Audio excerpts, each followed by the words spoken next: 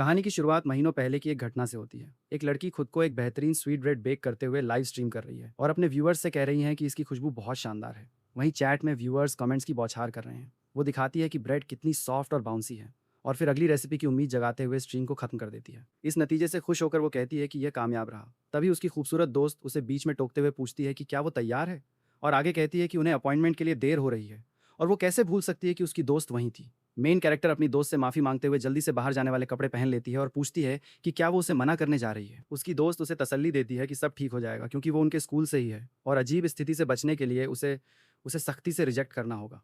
और आगे कहती है, क्या पता शायद वो बिल्कुल परफेक्ट लड़का निकले। खूबसूरत दोस्त चोई को हमेशा बहुत सारे प्रपोजल मिलते हैं क्योंकि वो सुंदर हैं और शुरुआत में लोग बहुत अच्छे बनते हैं, लेकिन रिजेक्ट होने के बाद कुछ लोग बुरे बन जाते हैं और इसीलिए मेन कैरेक्टर उसकी बॉडीगार्ड बनने के लिए उसके साथ जा रही है।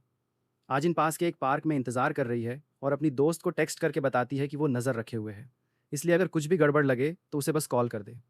वो इस बात से थोड़ी राहत महसूस करती है कि लड़का उनके स्कूल का ही है, लेकिन फिर भी वो सतर्क रहेगी और अपनी दोस्त पर नज़र रखेगी। चोई वापस टेक्स्ट करके थैंक्स कहती है और आजिन को भरोसा दिलाती है कि वो चीज़ें जल्दी खत्म करके बाहर आ जाएगी। आजिन बस गुड लक का टेक्स्ट भेज देती है।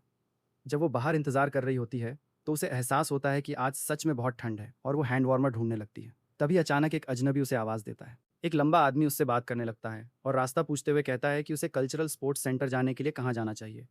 वो सही रास्ता बताने के लिए अपने फ़ोन में देखते हुए तुरंत जवाब देती है और उसे सबवे के बजाय बस लेने के लिए कहती है। वो उससे कहता है कि जल्दबाजी न करे और बताता है कि असल में वो वहाँ एक ब्रॉडकास्ट की शूटिंग कर रहे हैं, लेकिन वो उसकी बात बीच में ही काटते हुए वहाँ जाने वाली बस का नंबर बता देती है। अचानक वो उसके कंधे पर हाथ रखता है और कहता है कि पास से देखने पर वो काफ़ी सुंदर है। वो बहुत डरी हुई दिखती है, जबकि वो उससे पूछता है कि क्या वो उसके ब्रॉडकास्ट के लिए एक्स्ट्रा बनने में इंटरेस्टेड है और कैमरे टेस्ट के लिए उसके साथ चलने को कहता है। वो उसे पकड़े रहता है और कहता है कि वो शूटिंग लोकेशन पर सेलिब्रिटीज से मिल सकती है और फिर से पूछता है कि क्या वो आना चाहती है।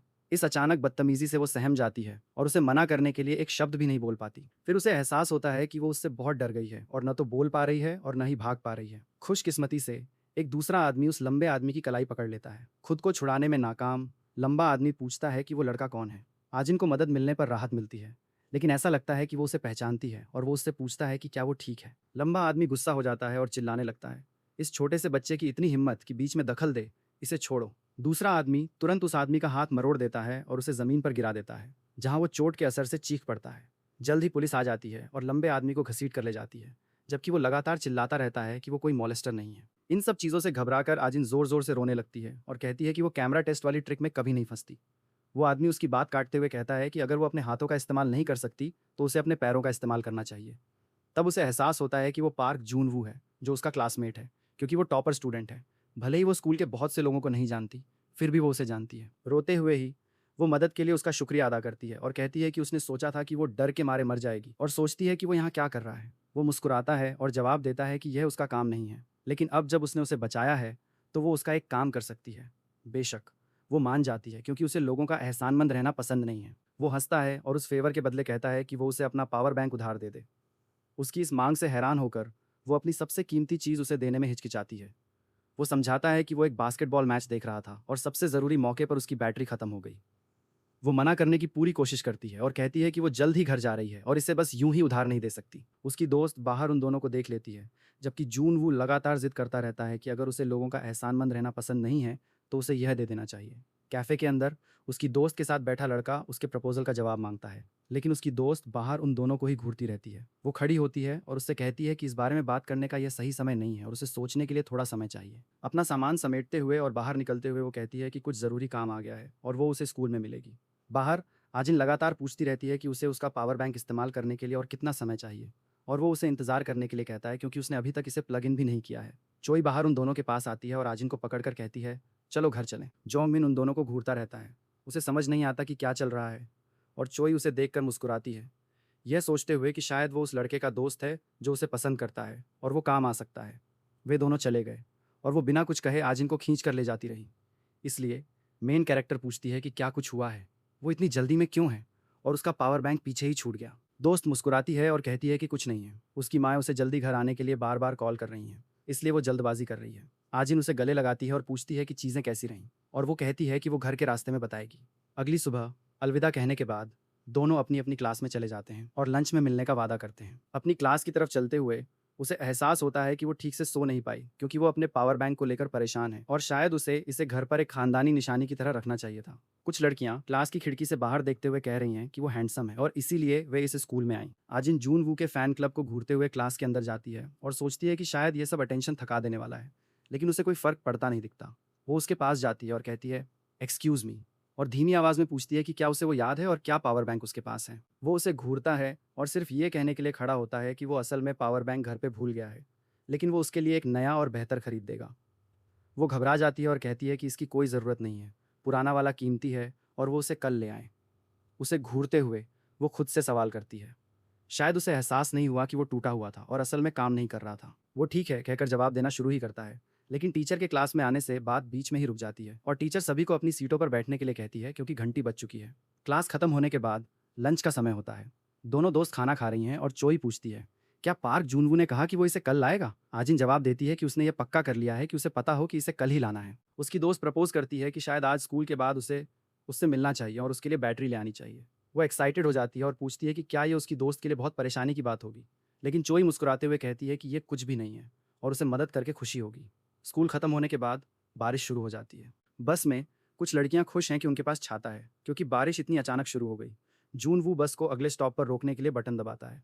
चोई उसी बस में बैठी है और सोच रही है कि वो हमेशा जून वू के करीब आना चाहती थी और उसने कभी नहीं सोचा था कि आजिन इसे मुमकिन बनाने में मदद करेगी। उसकी पीठ को घूरते हुए वो सोचती है कि चीज़ों को थोड़ा तेज़ी से आगे बढ़ाने के लिए उसे क्या करना चाहिए। उसका प्लान अपने छाते को बैग में छिपाना और उसी स्टॉप पर उतरना है। बस रुकती है। जून वो अपना छाता खोलता है और बस से उतर जाता है। वो ठीक उसके पीछे भागने लगती है और उसका नाम पुकारती है। चोई उसके करीब आती है और खुद को आजिन की दोस्त बताती है। क्यूट बनने का नाटक करते हुए वो कहती है कि आजिन ने उसे पावर बैंक वापस लेने के लिए भेजा है। वो हैरान दिखता है और कहता है कि वो इसे कल स्कूल में देने वाला था। अपना नाटक जारी रखते हुए वो कहती है कि आजिन चाहती थी कि वो इसे जल्दी ले लें क्योंकि ये कुछ ज़रूरी चीज़ है। जून वो मान जाता है और उसे अपने पीछे आने का इशारा करता है। वो उसके साथ कदम से कदम मिलाकर चलने की पूरी कोशिश करती है। कुछ देर चलने के बाद वो पूछती है कि क्या उसका घर अभी भी दूर है क्योंकि वे काफ़ी चल चुके हैं। वो रुकता है और कहता है कि उसे सामने इंतजार करना चाहिए। तभी वो नोटिस करती है कि वे पूरे रास्ते एक लंबी दीवार के पास से चले हैं और हैरान होकर पूछती है कि क्या उसका घर वहाँ से शुरू होता है जहाँ से उन्होंने चलना शुरू किया था और वहाँ तक है जहाँ वे अभी हैं। वो बस इसकी पुष्टि करता है। इस पर मुस्कुराते हुए उसे एहसास होता है कि वो अमीर है, टॉपर स्टूडेंट है, हैंडसम है, वो उसके लिए परफेक्ट बॉयफ्रेंड होगा। फिर से क्यूट बनने का नाटक करते हुए वो कहती है कि वो रास्ते में भीग गई है और उसे बहुत ठंड लग रही है। शायद वो अंदर थोड़ी देर के लिए खुद को सुखा सके।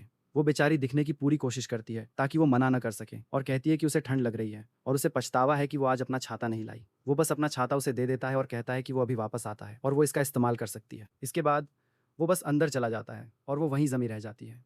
इस सिचुएशन से चिढ़कर वो बस वहीं खड़ी रह जाती है और समझने की कोशिश करती है कि उसकी इतनी हिम्मत कैसे हुई कि उसे मना कर दे, लेकिन वो इसे एक्सेप्ट करती है और सोचती है कि अगर वो बहुत आसान होता तो मज़ा नहीं आता। काफ़ी समय बाद उसने ऐसा कॉम्पिटिटिव महसूस किया है। अगले दिन कन्वीनियंस स्टोर पर आजिन को भूख लगी है क्योंकि वो ज़्यादा देर तक सोती रह गई और नाश्ता नहीं कर पाई। इसलिए वो लंच के समय तक चलने के लिए कुछ खरीदने जा रही है। उसने कुछ चीज़ें चुनी और टोटल $5 से कम था, लेकिन कैशियर कहता है कि उसके कार्ड में पैसे नहीं हैं। इस बीच लाइन बढ़ती जा रही है। इस महीने अपना सारा पॉकेट मनी इस्तेमाल करने की बात से हैरान होकर वो कैशियर से कहती है कि वो बस बनाना मिल्क का चार्ज कर ले। वो कहता है कि ये भी कम है और पूछता है कि क्या उसके पास कोई दूसरा कार्ड है। लाइन में खड़े लोग लंबा इंतजार होने की वजह से शिकायत करने लगते हैं और वो अजीब तरह से सब कुछ कैंसिल करने के लिए कहती है, लेकिन उसके पीछे से कोई कहता है कि उसके कार्ड से पेमेंट कर दिया जाए। वो वहाँ जून वू को देखकर हैरान हो जाती है और वो उसके सामान के पैसे दे देता है। वे एक साथ स्कूल चलते हैं, लेकिन ऐसा लगता है कि माहौल बस अजीब है। वो ये कहकर शांति तोड़ती है कि उसका शुक्रिया और वो कल उसे पैसे वापस कर देगी। वो उसे परेशान न होने के लिए कहता है क्योंकि पावर बैंक का मामला अभी भी अनसुलझा है। तब उसे एहसास होता है कि वो इतना ठंडा और बेरुखा नहीं है, ये देखते हुए कि वो इस पूरे समय पावर बैंक वापस करने को लेकर परेशान रहा है। सिचुएशन का मजाक उड़ाते हुए वो कहता है कि उसने सोचा था कि अगर उसने उसे स्नैक नहीं खरीदा तो वो पूरे दिन उसके पेट के गुड़गुड़ाने की आवाज़ सुनता रहेगा। चोई उन्हें दूर से देख रही है और समझ नहीं पा रही कि वे एक साथ क्यों हैं और इतने दोस्ताना तरीके से क्यों पेश आ रहे हैं। क्लासरूम के अंदर जाते ही आजिन जूनवू से सवाल करती है कि क्या उसके पास उसका पावर बैंक है और वो कहता है कि उसकी दोस्त कल इसे ले गई थी। वो खुश दिखती है कि चोई के पास ये पहले से ही है और वो इसे बाद में ले लेगी, जबकि चोई लगातार ये समझने की कोशिश कर रही है कि उन दोनों के बीच क्या चल रहा है। क्लास के बाद आजिन और चोई ऊपर जा रही हैं जब चोई कहती है कि उसके पास पावर बैंक नहीं है क्योंकि जूनवू ने उसे फेंक दिया। मेन कैरेक्टर कंफ्यूज दिखती है क्योंकि उसने कहा था कि उसकी दोस्त कल इसे ले गई थी। चोई दो टूक पूछती है कि क्या आजिन उस पर से ज़्यादा जूनवू पर भरोसा करती है, और आजिन फ्रस्ट्रेट होकर कहती है, ऐसा नहीं है, उसने बस कभी नहीं सोचा था कि वो ऐसा है, वो झूठ क्यों बोलेगा। जब वो पावर बैंक को लेकर दुखी होती है, चोई उसे दिलासा देती है और उसे याद आता है जब उसके पिता ने ठीक वैसा ही किया था, उसे उसके जन्मदिन पर पावर बैंक दिया था। चोई कहती है, मुझे पता है कि वो पोर्टेबल चार्जर तुम्हारे लिए कितना कीमती था। अब अपने कमरे में वापस आकर वो सोचती है, वो एक ऐसे सस्ते पोर्टेबल चार्जर के पीछे इतनी क्यों पड़ी है जो ठीक से चार्ज भी नहीं करता। तभी उसने मेन कैरेक्टर से कहा था कि वो पार्क जूनवू के करीब न जाए। अगले दिन आजिन जूनवू से बात करने के लिए तैयार होती है, ये सोचते हुए कि वो ऐसा कैसे करेगी क्योंकि वो ज़्यादा इंटरेस्टेड नहीं दिखता। इस बीच चोई मेन कैरेक्टर को पोर्टेबल चार्जर के बारे में बात करते हुए और नहीं सुन सकती। वो आजिन से सवाल करती है कि वो किसी ऐसी चीज़ की इतनी परवाह क्यों करती है जो उसे किसी ऐसे इंसान से मिली है जिसे वो मुश्किल से जानती है, और उसे याद दिलाती है कि वो ठीक से काम भी नहीं करता था और वो शायद उस इंसान से दोबारा कभी नहीं मिलेगी जिसने उसे ये दिया था। मेन कैरेक्टर पलटकर बहस करती है और कहती है कि चोई जानती है कि ये उसके लिए कितना ज़रूरी है। बिना किसी इंटरेस्ट के उसकी दोस्त टॉपिक बदल देती है और पूछती है कि क्या आजिन उसे एक कंबल उधार दे सकती है क्योंकि वो अपना भूल गई है। आजिन फिर कंबल लेने के लिए कमरे में जाती है, लेकिन वो अपनी डेस्क के सामने कई लोगों को इकट्ठा पाती है। वो पास जाती है और पूछती है कि क्या चल रहा है। लड़कियां उससे पूछती हैं कि क्या आज उसका जन्मदिन है। आखिरकार किसी ने उसके लिए एक गिफ्ट छोड़ा है। कुछ भी समझ ना आते हुए आजिन बॉक्स खोलती है क्योंकि आज उसका जन्मदिन नहीं है। वो हैरान रह जाती है क्योंकि बॉक्स के अंदर उसके पुराने चार्जर जैसा ही एक पिंक पोर्टेबल चार्जर है जिस पर उसका नाम लिखा हुआ है। वो सोचती है कि इसे उसकी डेस्क पर किसने छोड़ा होगा। क्या ये चोई हो सकती है जिसने ये एहसास होने के बाद कि वो परेशान थी उसे गिफ्ट देने की कोशिश की हो। वो खुद से सवाल करती है, लेकिन उसे एहसास होता है कि यह मुमकिन नहीं है क्योंकि वे दोनों एक साथ स्कूल आए थे। क्लास की लड़कियां कमेंट करती हैं कि गिफ्ट कितना सुंदर है और सोचती हैं कि शायद कोई लेटर हो जिससे पता चले कि इसे किसने भेजा है। उसी पल जूनवू क्लासरूम में एंटर करता है और चोई से कहता है कि रास्ता न रोके। जब उसे एहसास होता है कि ये वो है तो वो जल्दी से उसे क्यूट तरीके से ग्रीट करती है, लेकिन उसे पूरी तरह से इग्नोर कर दिया जाता है। उसे एहसास होता है कि पूरे स्कूल में जूनवू ही अकेला ऐसा इंसान है जो उसे इग्नोर करेगा, और उसका मानना है कि ऐसा इसलिए है क्योंकि वो सिर्फ पढ़ाई की परवाह करता है, लेकिन यह एक वुमनाइजर होने से बेहतर है। आजिन के आसपास फुसफुसाहट जारी रहती है और लोग पूछते हैं कि क्या उसका कोई सीक्रेट क्रश है। आजिन कहती है नहीं, इसका उससे कोई लेना देना नहीं है, लेकिन वो भी यह जानने के लिए उत्सुक है कि यह कौन है। जबकि जूनवू अपनी डेस्क से आजिन की हर बात और हर हरकत को ध्यान से देखता है, चोई सब कुछ नोटिस कर लेती है। उसे शक होने लगता है, लेकिन वो यह नहीं मानती कि वो आजिन को पसंद कर सकता है। सिचुएशन को बीच में रोकने के लिए वो मेन कैरेक्टर के सामने कंबल की बात उठाती है। आजिन माफ़ी मांगती है और उसे कंबल सौंपती है और लंच के समय मिलने के लिए कहती है। जाने से पहले चोई एक बार फिर जूनवू पर नज़र डालती है कि क्या वो देख रहा है, लेकिन वो बस पढ़ाई कर रहा है। टीचर सबको बुलाती है और कहती है कि आज फर्स्ट एड ट्रेनिंग की क्लास होगी कि जान कैसे बचाई जाए। सब कोर्ट में इकट्ठा होते हैं और मेन कैरेक्टर सोचने लगती है कि वो इंसान कौन हो सकता है जिसने उसे चार्जर दिया। शायद वो जूनवू है। भले ही चोई ने कहा था कि जूनवू ने उसे फेंक दिया और उसने कहा कि उसने इसे वापस कर दिया, आजिन फिर भी खुद से सवाल करती है कि क्या सच में यह मुमकिन है कि उसने ही उसे नया चार्जर दिया हो, लेकिन वो अभी भी पक्का नहीं कह सकती। तो आखिरकार पुराने चार्जर का क्या हुआ। टीचर चेस्ट कंप्रेशन करने का तरीका दिखाकर क्लास शुरू करती है और काफ़ी मेहनत के बाद वो पूछती है कि क्या सबको समझ आ गया। आखिरकार ये काफ़ी थका देने वाला है और वो उन्हें प्रैक्टिस के लिए पेयर्स बनाने को कहती है। आजिन तुरंत अपने पास वाली एक लड़की को बुलाती है, लेकिन टीचर कहती है कि यह एक लड़का लड़की का पेयर होना चाहिए क्योंकि लड़के अकेले जाने पर डमी को तोड़ सकते हैं। आजिन नर्वस हो जाती है क्योंकि वो जूनवू के साथ पेयर नहीं बनाना चाहती, लेकिन टीचर उसकी हिचकिचाहट को नोटिस कर लेती है और कहती है कि वो जूनवू के साथ पार्टनर बन सकती है क्योंकि वे एक दूसरे के पास हैं। सिचुएशन को लेकर नर्वस, ये निश्चित रूप से वो नहीं था जो वो चाहती थी। वे ट्रेनिंग शुरू करते हैं और वो थोड़ा दूर रहने की कोशिश करती है। जब जूनवू डमी पर प्रैक्टिस करता है तो टीचर उसके करने के तरीके की तारीफ करती है और पूछती है कि आजिन पार्टिसिपेट क्यों नहीं कर रही है। वो उसे भी कोशिश करने के लिए कहती है। नर्वस होकर वो डमी पर कंप्रेशन करना शुरू करती है। आजिन को इतनी कम मेहनत करते देख जूनवू मजाक करते हुए कहता है कि डमी पहले ही मर चुकी है। शर्मिंदा होकर वो कहती है कि ऐसा नहीं है, लेकिन वो लगातार कहता रहता है कि अगर डमी कोई असली इंसान होती तो वो अब तक मर चुकी होती। वो अपना बचाव करते हुए कहती है कि वो बस बहुत ज़ोर से दबाने और किसी को चोट पहुंचाने से डर रही थी। जूनवू समझाता है कि ये नॉर्मल है और कभी कभी चेस्ट कंप्रेशन के दौरान पसलियां भी टूट जाती हैं, जिससे वो हैरान रह जाती है कि ये कितना खतरनाक है। वो समझाता है कि किसी को मरने देने से बेहतर है कि कुछ पसलियां टूट जाएं, इसलिए वे प्रैक्टिस जारी रखते हैं। टीचर उन दोनों को बातचीत करते देख खुश होती है और उसे दरवाजे पर एक दूसरे टीचर द्वारा बुलाया जाता है। चूंकि बारिश होने वाली है, टीचर ने दूसरी क्लास के साथ कोट शेयर करने के लिए पूछने का फैसला किया। वो मान जाती है। आखिरकार आज की ट्रेनिंग के लिए उन्हें कोट के सिर्फ एक हिस्से की ज़रूरत होगी। बेशक चोई नई क्लास के साथ आने वाली लड़कियों में से एक है और आजिन और जूनवू को एक साथ ट्रेनिंग करते हुए नोटिस करती है। निर्देशों का पालन करते हुए मेन कैरेक्टर डमी की चेस्ट को ज़्यादा जोर से दबाती है और उस एहसास और उससे आने वाली आवाज़ से नर्वस हो जाती है, जबकि जूनवू उसके रिएक्शन पर हंसता है। वो कहता है कि इसे ऐसे नहीं किया जाता और वो उसे सिखाएगा। उसी पल वो उसका हाथ पकड़ता है और उसे डमी के ऊपर खींचता है। लेकिन चूंकि उसे इसकी उम्मीद नहीं थी, वो अपना बैलेंस खो देती है और ठीक उसके ऊपर गिर जाती है, जिससे लगभग क्लासिक एक्सीडेंटल फॉलिंग किस वाला सीन बन जाता है। सब कुछ देख रही टीचर उनसे कहती है कि चेस्ट कंप्रेशन की प्रैक्टिस करें, फ्लर्ट नहीं। पूरी क्लास हंसने लगती है, लेकिन चोई इस सिचुएशन से साफ तौर पर चिढ़ जाती है, खासकर इसलिए क्योंकि उसने आजिन को उससे दूर रहने की चेतावनी दी थी।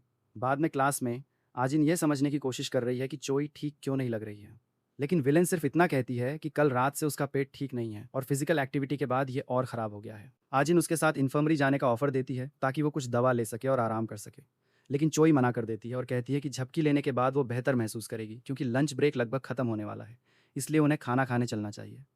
हालांकि असल में चोई जो सोच रही है वो ये है कि वो आजिन का चेहरा देखना भी बर्दाश्त नहीं कर सकती। सिचुएशन को और न झेल पाने के कारण वो पूछती है कि क्या आजिन खाना लाने के लिए अकेली जा सकती है और ऐसा नाटक कर सकती है कि वो उसके साथ है, क्योंकि आखिरकार वो नहीं चाहती कि उसकी दोस्त बिना खाए रहे।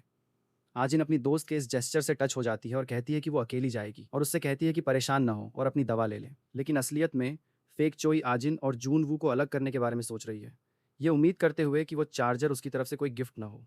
कैफेटेरिया में आजिन को अकेले खाना खाने में थोड़ा अजीब लगता है, क्योंकि उसे ये थोड़ा अजीब लगता है, लेकिन जल्द ही जून वू और उसका दोस्त उसे बीच में टोकते हैं, जो पूछते हैं कि वो अकेली क्यों है और उसकी दोस्त कहाँ है। जून वू बस उसके पास एक कुर्सी खींचता है और बैठ जाता है। वो हैरान है कि वे उसके साथ बैठने जा रहे हैं और जून वू बस उसे अपने सॉसेज खाने के लिए दे देता है।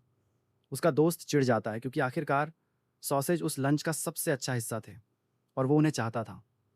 आजिन लगातार यही सोचती रहती है कि वो ये सब इसलिए कर रहा है क्योंकि उसे उसका चार्जर फेंकने का बुरा लग रहा है। अजीब माहौल को तोड़ने की कोशिश करते हुए जून वू मजाक करता है कि उसे मजबूत होने के लिए खाना खाने की ज़रूरत है, क्योंकि वो खुद को संभाल भी नहीं पाई और क्लास के दौरान ठीक उसके ऊपर गिर गई। वो बहुत शर्मिंदा हो जाती है और कहती है कि असल में वो सिर्फ इसलिए गिरी क्योंकि उसने उसे अचानक से खींच लिया था। दोस्त को शक होने लगता है क्योंकि जून वू आमतौर पर लड़कियों से बात नहीं करता, उन्हें अपना खाना देना तो दूर की बात है। आजिन अपना लंच खाना जारी रखती है, लेकिन वो पूरे समय यही सोच रही है कि वो नए चार्जर की बात कैसे उठाएगी। लेकिन वो खुश है कि कम से कम वे उसके साथ बैठे, उसे अकेले खाना नहीं खाना पड़ा। जब उसे एहसास होता है कि वो इसके लिए थैंकफुल थी, तो वो चिढ़ जाती है और खुद को ये सोचकर बेवकूफ़ बनाने की कोशिश करती है कि वो पहले बिल्कुल ठीक थी और उसे किसी की ज़रूरत नहीं थी। दोस्त और खाना लेने के लिए उठता है। इस बीच आजिन चार्जर के बारे में बात करने के अपने प्लान पर आगे बढ़ती है और जून वू समझ नहीं पाता कि वो बिना रुके क्यों खाए जा रही है। अगली सुबह आजिन घर से लेट निकलती है और उसकी बस छूटने ही वाली होती है, लेकिन खुशकिस्मती से वो बस के रवाना होने से ठीक पहले पहुंच जाती है। जैसा कि उम्मीद थी, बस भरी हुई है और उसके लिए कोई सीट नहीं है। वो बस में जून वू को देखती है और ये याद करके बहुत शर्मिंदा महसूस करती है कि वो कैसे उसके ऊपर गिर गई थी और वे लगभग किस करने वाले थे। और इसे और भी ख़राब बनाने के लिए उसने लंच के दौरान इस पर एक मजाक भी किया था, इसलिए वो उसे पूरी तरह से इग्नोर करने और ऐसा नाटक करने का फैसला करती है जैसे उसने उसे देखा या सुना ही ना हो। ड्राइवर को एक नोटिफिकेशन मिलता है कि आगे कोई एक्सीडेंट हुआ है, इसलिए शायद अगले स्टॉप पर और पैसेंजर्स चढ़ेंगे। पैसेंजर्स भीड़ से बचने के लिए बस के पीछे की तरफ जाने लगते हैं। आजिन ज़्यादा नहीं हिलती क्योंकि आखिरकार वो जून वू का चेहरा नहीं देखना चाहती, लेकिन ड्राइवर उसे डांटता है और उसे और पीछे जाने के लिए कहता है। जून वू, जिसने सब कुछ देखा, उस पर हंसने लगता है और वो और भी शर्मिंदा हो जाती है क्योंकि वो डांट खाने पर उस पर हंस रहा है। वो बस के पीछे जाने लगती है और जून वू उससे कहता है कि वो वहीं रुक जाए क्योंकि वहाँ जगह है। इस पूरे अपमान के बाद वो एक्सेप्ट करने और चुपचाप वहीं रहने का फैसला करती है। वो सोचता है कि क्या उसे उसे अपनी सीट पर बैठने के लिए कहना चाहिए, लेकिन इससे पहले कि वो कुछ कर पाता, ड्राइवर एक बहुत ही शार्प टर्न लेता है जहाँ सभी पैसेंजर्स लगभग गिर जाते हैं और बेशक हमारी मेन कैरेक्टर ठीक जून वू की गोद में जा गिरती है। सिचुएशन इतनी अजीब है कि वो पैनिक हो जाती है और जल्दी से उठती है, जिससे उसका सिर जून वू की ठुड्डी से टकरा जाता है। दोनों को इम्पैक्ट महसूस होता है और वो उसकी जांघों पर गिरने के लिए माफ़ी मांगती है। उसे उससे एक मीठी और सुखद खुशबू आती है और वो शर्मिंदा होकर कहता है, ठीक है, ऐसा हो जाता है। आखिरकार वे स्कूल के स्टॉप पर पहुंचते हैं और सभी पैसेंजर्स उतरने लगते हैं। वे एक दूसरे से कुछ दूरी बनाकर स्कूल की तरफ चलते हैं और आजिन सोचती है कि पोर्टेबल चार्जर के बारे में बात करने का ये बिल्कुल सही मौका है। वो उससे पूछती है कि क्या कल का गिफ्ट उसकी तरफ से था। वो किसी और के बारे में सोच ही नहीं सकती थी जिसने ऐसा किया हो, लेकिन गिफ्ट के लिए उसका बहुत शुक्रिया अदा करती है। उसने सोचा कि ये सच में बहुत सुंदर था। वो बस इस बात से खुश है कि उसे यह पसंद आया। और पहली बार हमारी मेन कैरेक्टर जून वू को मुस्कुराते हुए देखती है। वो कहता है कि उसने उसके लिए एक नया पोर्टेबल चार्जर खरीदा क्योंकि आखिरकार उसका चार्जर टूट गया था और ऐसा होने के लिए वो खुद को जिम्मेदार महसूस कर रहा था। आजिन ये समझाने की कोशिश करती है कि चार्जर वैसे भी अपनी आखिरी सांसें गिन रहा था, लेकिन वो चोई के उस बयान से अभी भी कंफ्यूज हैं जिसमें उसने कहा था कि उसने उसका चार्जर कचरे में फेंक दिया था, क्योंकि वो ऐसा इंसान नहीं लगता जो ऐसा करे। लेकिन वो इसे जाने देने का फैसला करती है और फिर से उसका शुक्रिया अदा करती है। कहती है कि वो इस चार्जर का बहुत इस्तेमाल करने वाली है। और बेशक जब इन दोनों मेन कैरेक्टर्स के बीच ये सेंटिमेंटल मोमेंट चल रहा होता है, चोई सड़क के उस पार से सब कुछ देख रही होती है और उनके बीच के माहौल को देखकर और ज़्यादा जेलस और इरिटेटेड हो रही होती है, क्योंकि उसके हिसाब से जून वू को आजिन को नहीं बल्कि उसे डेट करना चाहिए। वो तुरंत उस पहले लड़के को मैसेज भेजती है जिसने उसे प्रपोज किया था, मिलने के लिए कहती है, और वो बहुत एक्साइटेड हो जाता है, ये सोचते हुए कि वो आखिरकार उसे एक मौका दे रही है। वो उससे एक दोस्त को साथ लाने के लिए कहती है, ये कहते हुए कि उसकी दोस्त उसके दोस्त में काफ़ी इंटरेस्टेड है, जिससे जून वू को रिझाने का परफेक्ट प्लान तैयार हो सके। मिलने वाले दिन जून वू सिनेमा के सामने अपने दोस्त के आने का इंतजार कर रहा है और एक मैसेज भेजकर पूछता है कि क्या वो रास्ते में है। वो एक लड़की की आवाज़ सुनकर हैरान हो जाता है जो उसका नाम पुकार रही है। ये चोई है। वो कॉफ़ी और सोडा लेकर आई है और उसे ऑफ़र करती है। वो कंफ्यूज है कि वो वहाँ क्यों है और उसे ड्रिंक भी ऑफ़र कर रही है, और वो समझाती है कि वो ड्रिंक्स इसलिए लाई है क्योंकि आखिरकार वे एक साथ मूवी देखने जा रहे हैं। वो यह कहकर जवाब देता है कि वो उसके साथ कोई मूवी नहीं देख रहा है और उसकी मूवी शुरू होने वाली है, इसलिए उसे चले जाना चाहिए। इस बीच वो अपने दोस्त को कॉल करता है यह जानने के लिए कि क्या चल रहा है।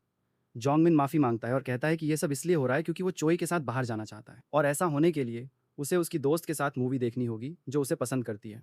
लेकिन जोंगमिन ने फैसला किया कि उन सब के एक साथ मूवी देखने के बजाय यह बेहतर होगा कि वो सिर्फ चोई के साथ देखे और जून वू उसकी दोस्त के साथ। इस पूरी सिचुएशन से कंफ्यूज होकर जून वू जवाब देता है कि उसका दोस्त गलतफहमी में है क्योंकि चोई वहीं है, और इससे पहले कि वो अपनी बात पूरी कर पाता, चोई उसका फ़ोन छीन लेती है और हैंगअप कर देती है। वो कबूल करती है कि वो क्या कर रही है और बस उसका फ़ोन छिपा देती है, ये कहते हुए कि वो उसे पसंद करती है। वो और भी कंफ्यूज हो जाता है और वो मानती है कि उसने जोंगमिन से झूठ बोला था कि वो सिर्फ जून वू के साथ मूवी देखना चाहती है। वो ये भी कबूल करती है कि जिस समय उसने कहा था कि वो आजिन का पोर्टेबल चार्जर लेने गई थी, वो भी झूठ था, सिर्फ इसलिए ताकि वो उससे बात कर सके, क्योंकि आखिरकार वो उसे पसंद करती है।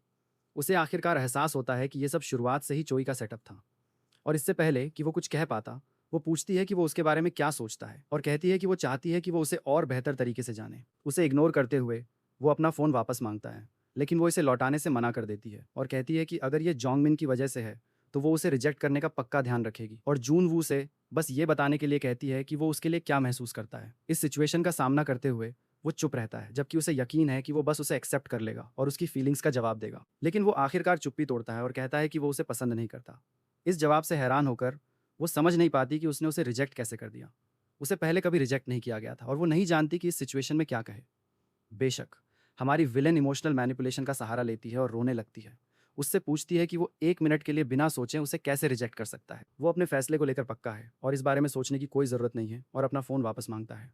रोते हुए और उसके जवाब से हैरान होकर वो उसे अपने और अपनी फीलिंग्स के बारे में थोड़ा और सोचने के लिए मनाने की पूरी कोशिश करती है। सिचुएशन से तंग आकर वो उसका हाथ हटा देता है, उससे कहता है कि उसे न छुए, और चूंकि वो फ़ोन वापस नहीं करना चाहती तो वो इसे रख सकती है और चला जाता है। सिनेमा के सामने अकेली छूटी वो इस तरह अपमानित होने पर आग बबूला है, लेकिन उसे यकीन है कि वो इसे ऐसे ही नहीं जाने देगी और उसे आवाज़ देती है, फ़ोन लेने के लिए कहती है।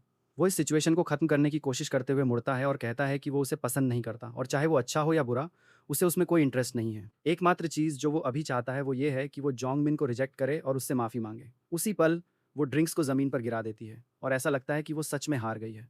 लेकिन जाहिर है हमारी मेन विलन इसे इतनी आसानी से नहीं जाने देने वाली थी, इसलिए वो फैली हुई कॉफ़ी को देखती है और चिल्लाती है, ऐसा नाटक करते हुए कि वो जल गई है।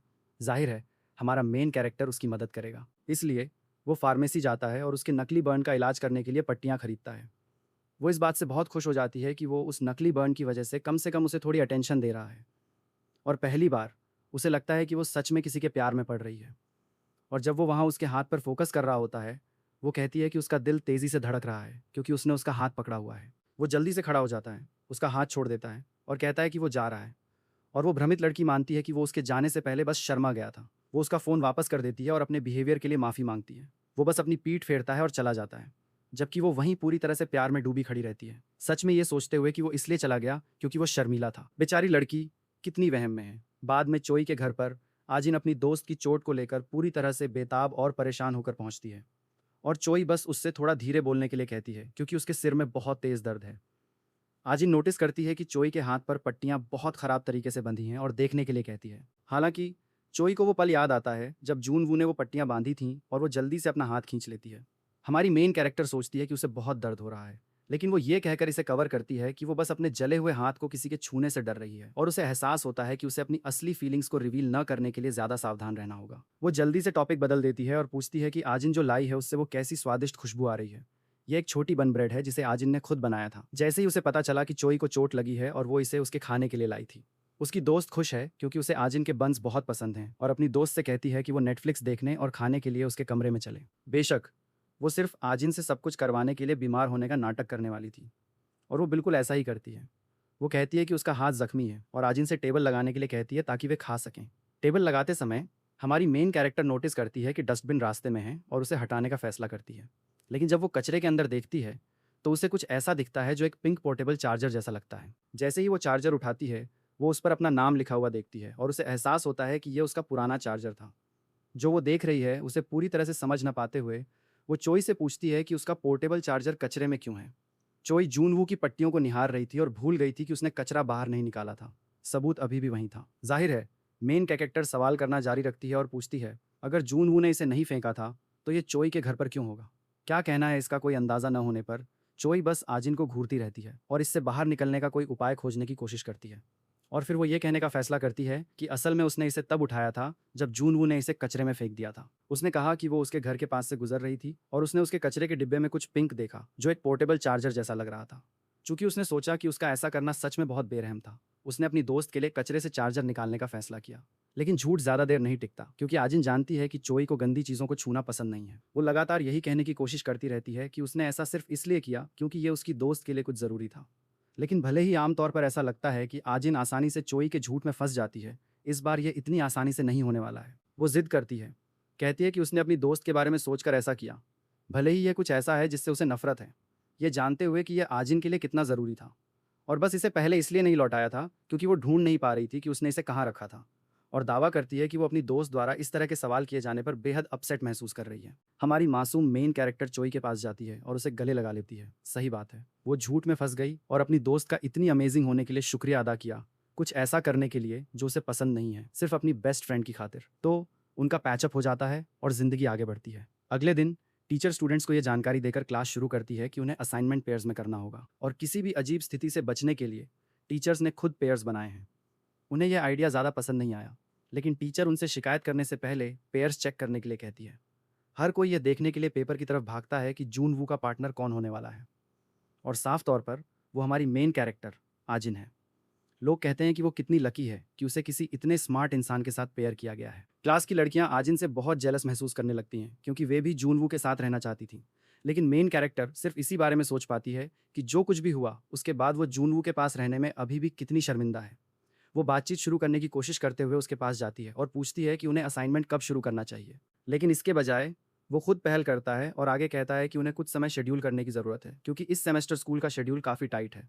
इसलिए उन्होंने शनिवार को मिलने का फैसला किया। शनिवार की बात करें तो बहुत सारे स्प्रिंग फ्लावर्स के साथ ये एक खूबसूरत दिन है और आजिन सोचती है कि क्या उसे असाइनमेंट के बाद चोई को साथ घूमने के लिए इनवाइट करना चाहिए। आजिन कैफ़े में थोड़ी जल्दी पहुंच जाती है और एक जगह ले लेती है। जगह काफ़ी भरी हुई है। वो जूनवू के आने से पहले टेबल पर चीज़ें अरेंज करना शुरू करती है और उसका हाथ उसके कप से टकरा जाता है जो लगभग गिरने ही वाला होता है। वो आखिरी सेकंड में इसे पकड़ने में कामयाब हो जाती है, लेकिन काफ़ी रायता फैल जाता है। एक हाथ में कप और दूसरे हाथ में अपने लैपटॉप को बैलेंस करने की कोशिश करते हुए उसे लगता है कि वो दोनों को नहीं संभाल पाएगी और कप को फर्श पर गिरा देगी। और ठीक उसी पल जूनवू पहुंचता है और कप को गिरने से पहले पकड़ लेता है। वो हैरान है लेकिन इस बात से शर्मिंदा भी है कि वो ठीक उसी पल आया। वो उससे हाथ धोने के लिए कहता है और कहता है कि वो किसी को साफ करने के लिए बुलाएगा। शर्मिंदा होकर वो मना कर देती है क्योंकि उसे अपना फैलाया हुआ कचरा खुद साफ करना चाहिए, लेकिन वो जिद करता है और पहले ही काउंटर की तरफ बढ़ रहा होता है। उससे बस हाथ धोने के लिए कहता है। जब वो अपने हाथ धो रही होती है, उसे चोई का एक मैसेज मिलता है जिसमें लिखा है कि वो आज उससे नहीं मिल पाएगी क्योंकि वो एक मॉडलिंग जॉब कर रही है। आजिन इस बात से इम्प्रेस है कि उसकी दोस्त कितनी अमेजिंग है और ख़ुद भी अपना बेस्ट देने के लिए एक्साइटेड हो जाती है। जब वो टेबल पर लौटती है तो सब कुछ पहले से ही साफ और अरेंज होता है और वो उसके लिए एक और ड्रिंक लाता है जो एक बनाना स्मूदी जैसी लगती है। वो उसका शुक्रिया अदा करती है और वो इस बात से हैरान है कि जब भी वो उसे देखता है वो किसी न किसी तरह का बनाना ड्रिंक पी रही होती है। वो कहती है ऐसा इसलिए है क्योंकि उसे बनाना सच में बहुत पसंद है। और इस बीच वो उसके बगल में बैठने लगता है और वो सोचती है कि वो सामने बैठने के बजाय उसके बगल में क्यों बैठ रहा है। वो कहता है कि वो उस पर नज़र रखने के लिए वहीं रहेगा आखिरकार, ताकि वो फिर से कोई नासमझी ना करे। वो शर्मिंदा हो जाती है लेकिन कहती है कि भले ही वो पढ़ाई में उतनी अच्छी न हो, लेकिन वो ग्रुप वर्क में हमेशा मदद करती है। बिल्कुल सही, ताकि वो कोई बोझ न बने। उसके रिस्पॉन्स से अम्यूज्ड होकर वो उससे लैपटॉप खोलने के लिए कहता है और इस बात से इम्प्रेस है कि उसे इसे लाना याद रहा। कभी कभी ऐसा लगता है कि वो बस उसे परेशान करने आया था, लेकिन वो फिर भी ग्रेटफुल है कि उसने उसकी मदद की। इस बीच चोई अपना मॉडलिंग जॉब खत्म करती है, टीम को थैंक्स कहती है और बाहर निकलने लगती है। वो तय करती है कि वो घर नहीं जाना चाहती क्योंकि आखिरकार अभी जल्दी है और उसके पास वहाँ करने के लिए कुछ नहीं है।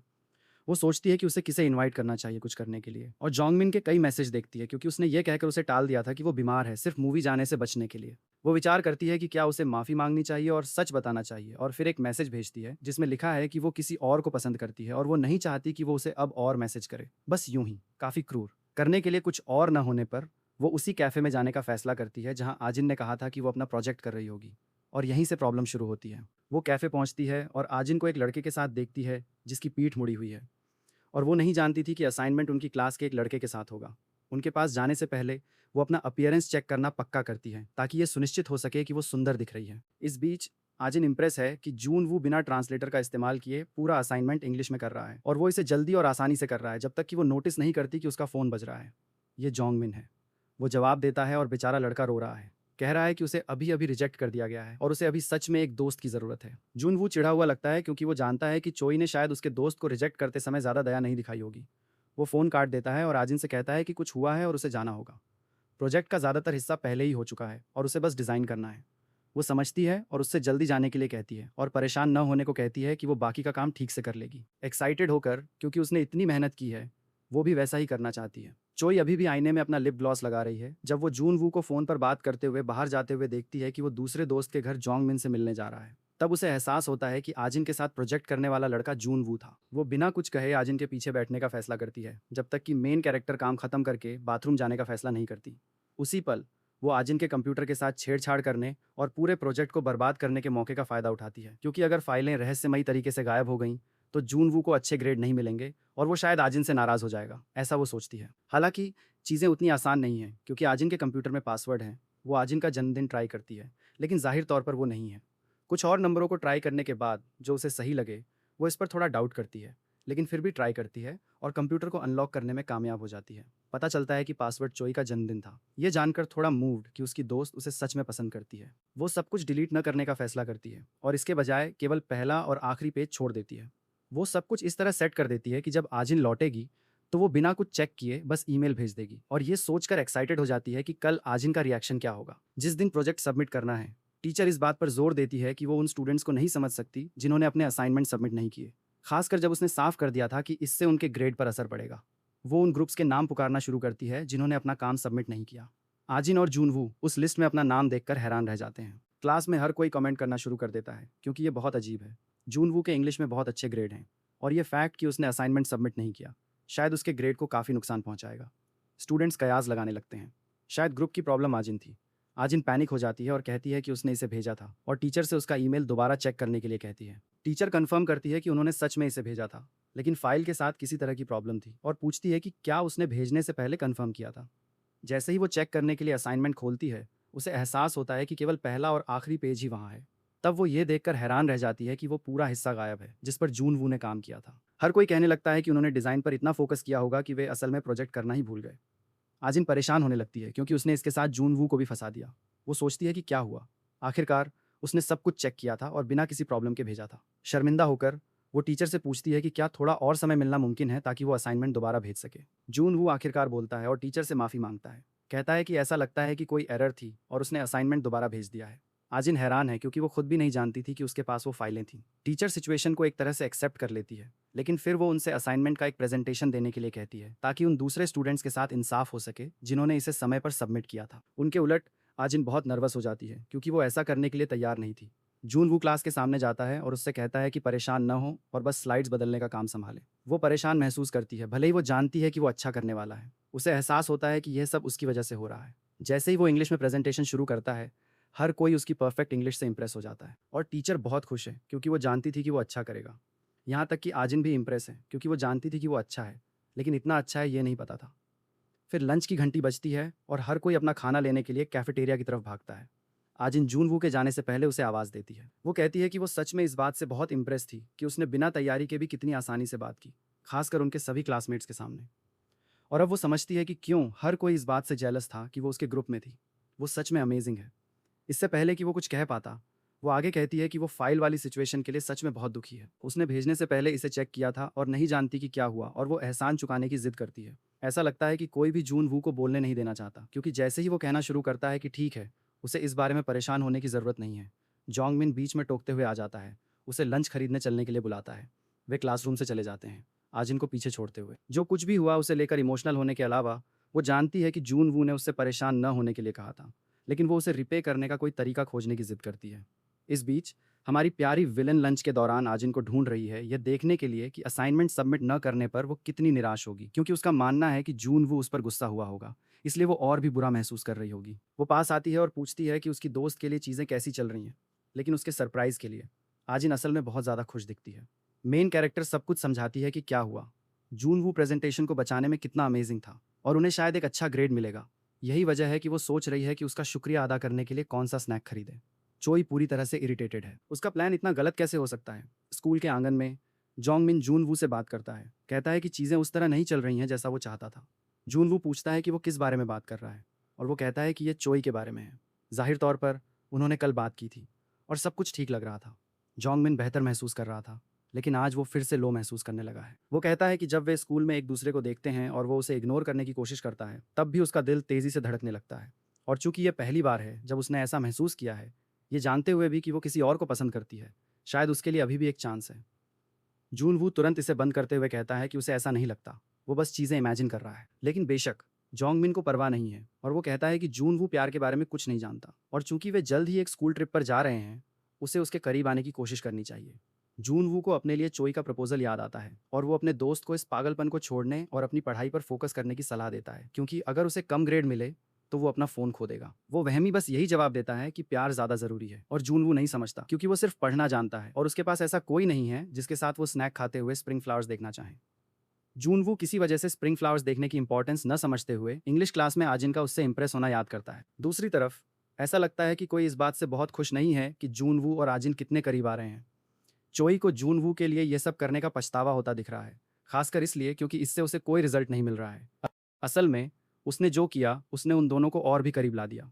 यह फैक्ट कि आजिन जून वू से दूर रहने के बारे में उसकी बात नहीं सुनती, उसे और भी इरिटेट करता है। वो दिन भर की थकी हारी और सिरदर्द के साथ घर पहुंच रही है, बस आराम करना चाहती है।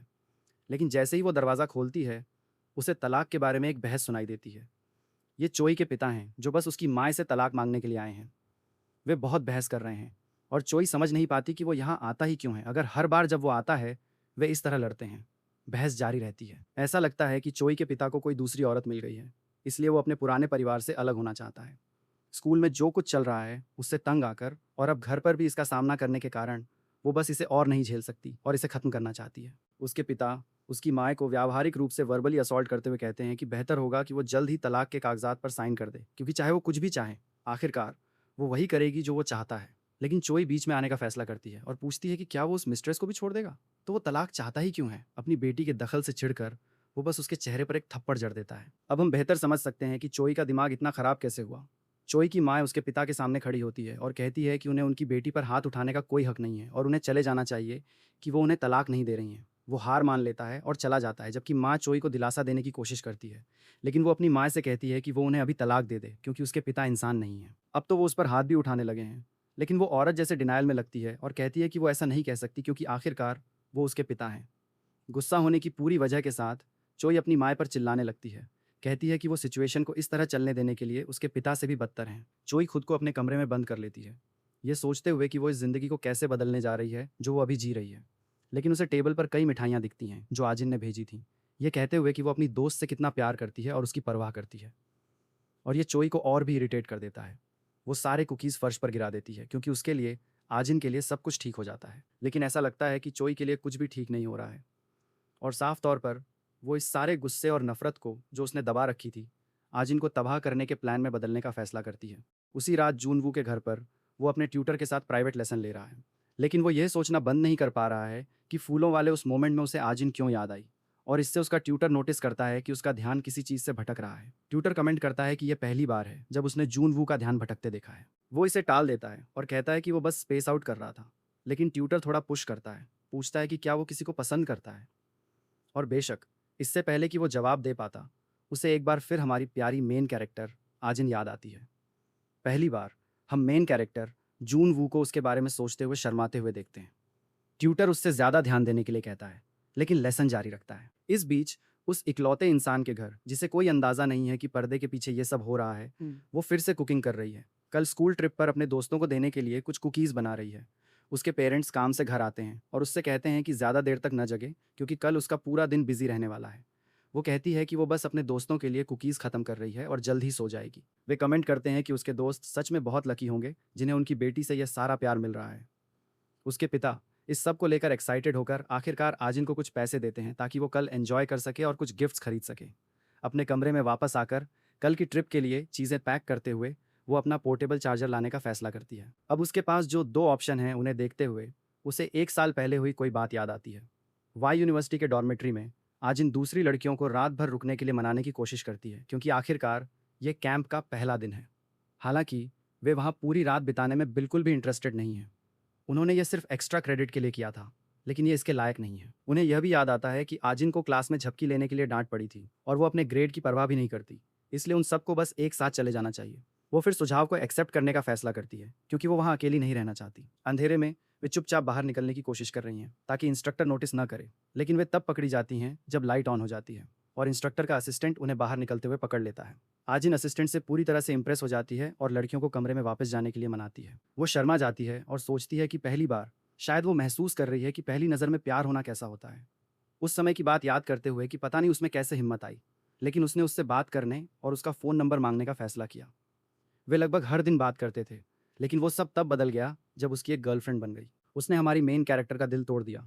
भले ही वो जानती थी कि शायद उसके लिए वो बस एक स्टूडेंट थी जिससे वो एक कैंप में मिला था। और उसी मोमेंट पर हमें एहसास होता है कि असल में जिसने पोर्टेबल चार्जर दिया था वो आजिन के पिता नहीं थे, वो उसकी ज़िंदगी का पहला क्रश था। मेरी वहाँ थोड़ी गलती हो गई थी। वो बस चार्जर को देखकर ही खुश महसूस करती है और सोचती है कि वो इन दिनों कैसा कर रहा होगा। प्रेजेंट टाइम में वापस आते हुए अब हम वाई यूनिवर्सिटी का एक सीन देखते हैं जहाँ उसका क्रश महिलाओं से घिरा हुआ है और उसे एक स्कूल में टीचिंग इंटर्नशिप मिलने के लिए बधाई दी जा रही है। उसके आसपास की लड़कियां उसे बधाई देती हैं और पूछती हैं कि वो ये इंटर्नशिप कहाँ करने जा रहा है। बेशक ये सॉरिन हाई स्कूल में होने वाली है। खैर, आगे क्या आने वाला है उसके उस छोटे से स्पॉइलर के बाद हम आखिरकार स्कूल ट्रिप वाले दिन पहुंच गए हैं। स्टूडेंट्स शिकायत करते हैं कि काश वे किसी आइलैंड या किसी दूर जगह जा रहे होते, और हमारी मेन कैरेक्टर सिर्फ इसी बात को लेकर परेशान है कि उसकी दोस्त चोई कहाँ है। वो अपनी दोस्त को कॉल करती है और मिलने के लिए कहती है क्योंकि उसे जाने से पहले उसे कुछ देना है। जैसे ही वो मुड़ती है वो अपनी दोस्त को पूरा तैयार और यहाँ तक कि क्रॉप शर्ट पहने हुए पाती है, जिससे पता चलता है कि वो इस ट्रिप पर बस यूं ही नहीं आई है। आजिन बिल्कुल सही बात कहते हुए, क्योंकि वे स्कूल के स्टूडेंट्स हैं, अपनी दोस्त को डांटती है और कहती है कि उन कपड़ों में बहुत ज़्यादा स्किन दिख रही है। चोई उस पर गुस्सा हो जाती है और उससे कहती है कि उसके कपड़े खींचना बंद करे, वो जैसी है वैसी ठीक है। पूरी भीड़ रुक जाती है और हमारे मेल प्रोटैगोनिस्ट की खूबसूरती को निहारती है। आजिन और चोई दोनों इस बात से इंप्रेस हैं कि वो कितना हैंडसम है और कितने अच्छे कपड़े पहनता है। कुछ लड़कियां पहले ही उसके पास आ जाती हैं, कहती हैं कि वो कैजुअल कपड़ों में सच में बहुत अच्छा लग रहा है और पूछती हैं कि क्या उसने पहले ही तय कर लिया है कि वो ट्रेन में किसके साथ बैठने जा रहा है। इस बीच जूनवू के दोस्त पहले ही दिखा रहे हैं कि वे रात का एंजॉय करने के लिए शराब लाए हैं और कुछ लड़कियों को इनवाइट करते हैं। चोई तुरंत ध्यान देना शुरू कर देती है क्योंकि वो जूनवू के करीब आने की अपनी पूरी कोशिश करना चाहती है, और लड़के मेंशन करते हैं कि जिस कमरे में वे लड़कियों को इनवाइट करेंगे वो आजिन का कमरा होने वाला है। वो फिर बातचीत को बीच में रोकती है और जोंग मिन को आवाज़ देती है। जोंग मिन हैरान है क्योंकि उसने उम्मीद नहीं की थी कि वो उससे बात करेगी और वो कहती है कि वो दखल नहीं देना चाहती, लेकिन ऐसा लगता है कि उनकी रात मज़ेदार होने वाली है और वो ज्वाइन करना चाहेगी। बेशक हमारा छोटा पिल्ला तुरंत हाँ कह देगा और यहाँ तक कि सोचेगा कि ये अमेजिंग है। हर कोई ट्रेन में सेटल होने लगता है, अपनी सीटें ढूंढता है, तस्वीरें लेता है, दोस्तों के साथ मोमेंट एंजॉय करता है। लेकिन चोई अनकंफर्टेबल है क्योंकि वो समझ नहीं पाती कि हर कोई इतनी तस्वीरें क्यों ले रहा है, भले ही वे सिर्फ एक ट्रेन में हैं। और वो कोने में सिकुड़ने लगती है ताकि वो किसी भी तस्वीर में ना आए। उसे याद आता है कि सुबह घर से निकलने से पहले उसकी माँ उसे पैसों से भरा एक लिफाफा देने आई थी, यह कहते हुए कि उसके पिता ने इसे ट्रिप पर खर्च करने के लिए छोड़ा है। चोई सिचुएशन से चिढ़ जाती है और पैसे फेंक देती है। कहती है कि उन्होंने जो कुछ भी किया उसके बाद उसे यह देने का कोई मतलब नहीं है, लेकिन उसकी माँ को सिर्फ यही कहना आता है कि उसे अपने पिता को इस तरह दोष नहीं देना चाहिए।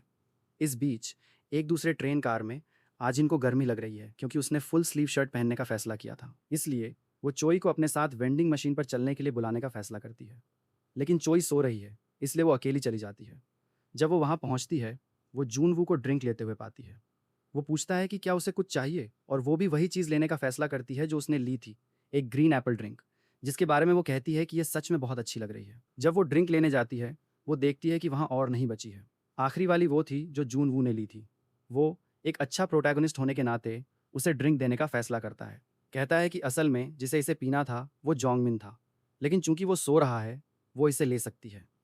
खुशी खुशी वो ड्रिंक एक्सेप्ट करती है और पूछती है कि क्या यह सच में ठीक है, और चूंकि वो कहता है कि हाँ, वो इसे ले लेती है। एक पल के लिए वो भूल जाता है कि उसे जवाब देना है और उसे निहारने लगता है। लेकिन फिर एक लड़का उस ट्रेन कार में घुसता है जिसमें वे हैं और आजिन से टकरा जाता है, जिससे हमें एक और ऑलमोस्ट एक्सीडेंटल किस वाला सीन देखने को मिलता है। जब दोनों अभी संभल ही रहे होते हैं, जून वो माफ़ी मांगता है। आजिन को अपनी आंखों में थोड़ा दर्द महसूस होता है क्योंकि उसका चश्मा भी टकरा गया था। और जून वो एक बार फिर ग्रीन एप्पल की उस मीठी खुशबू को नोटिस करता है। वो बिना चश्मे के उसकी तरफ देखती है और पूछती है कि क्या वो ठीक है।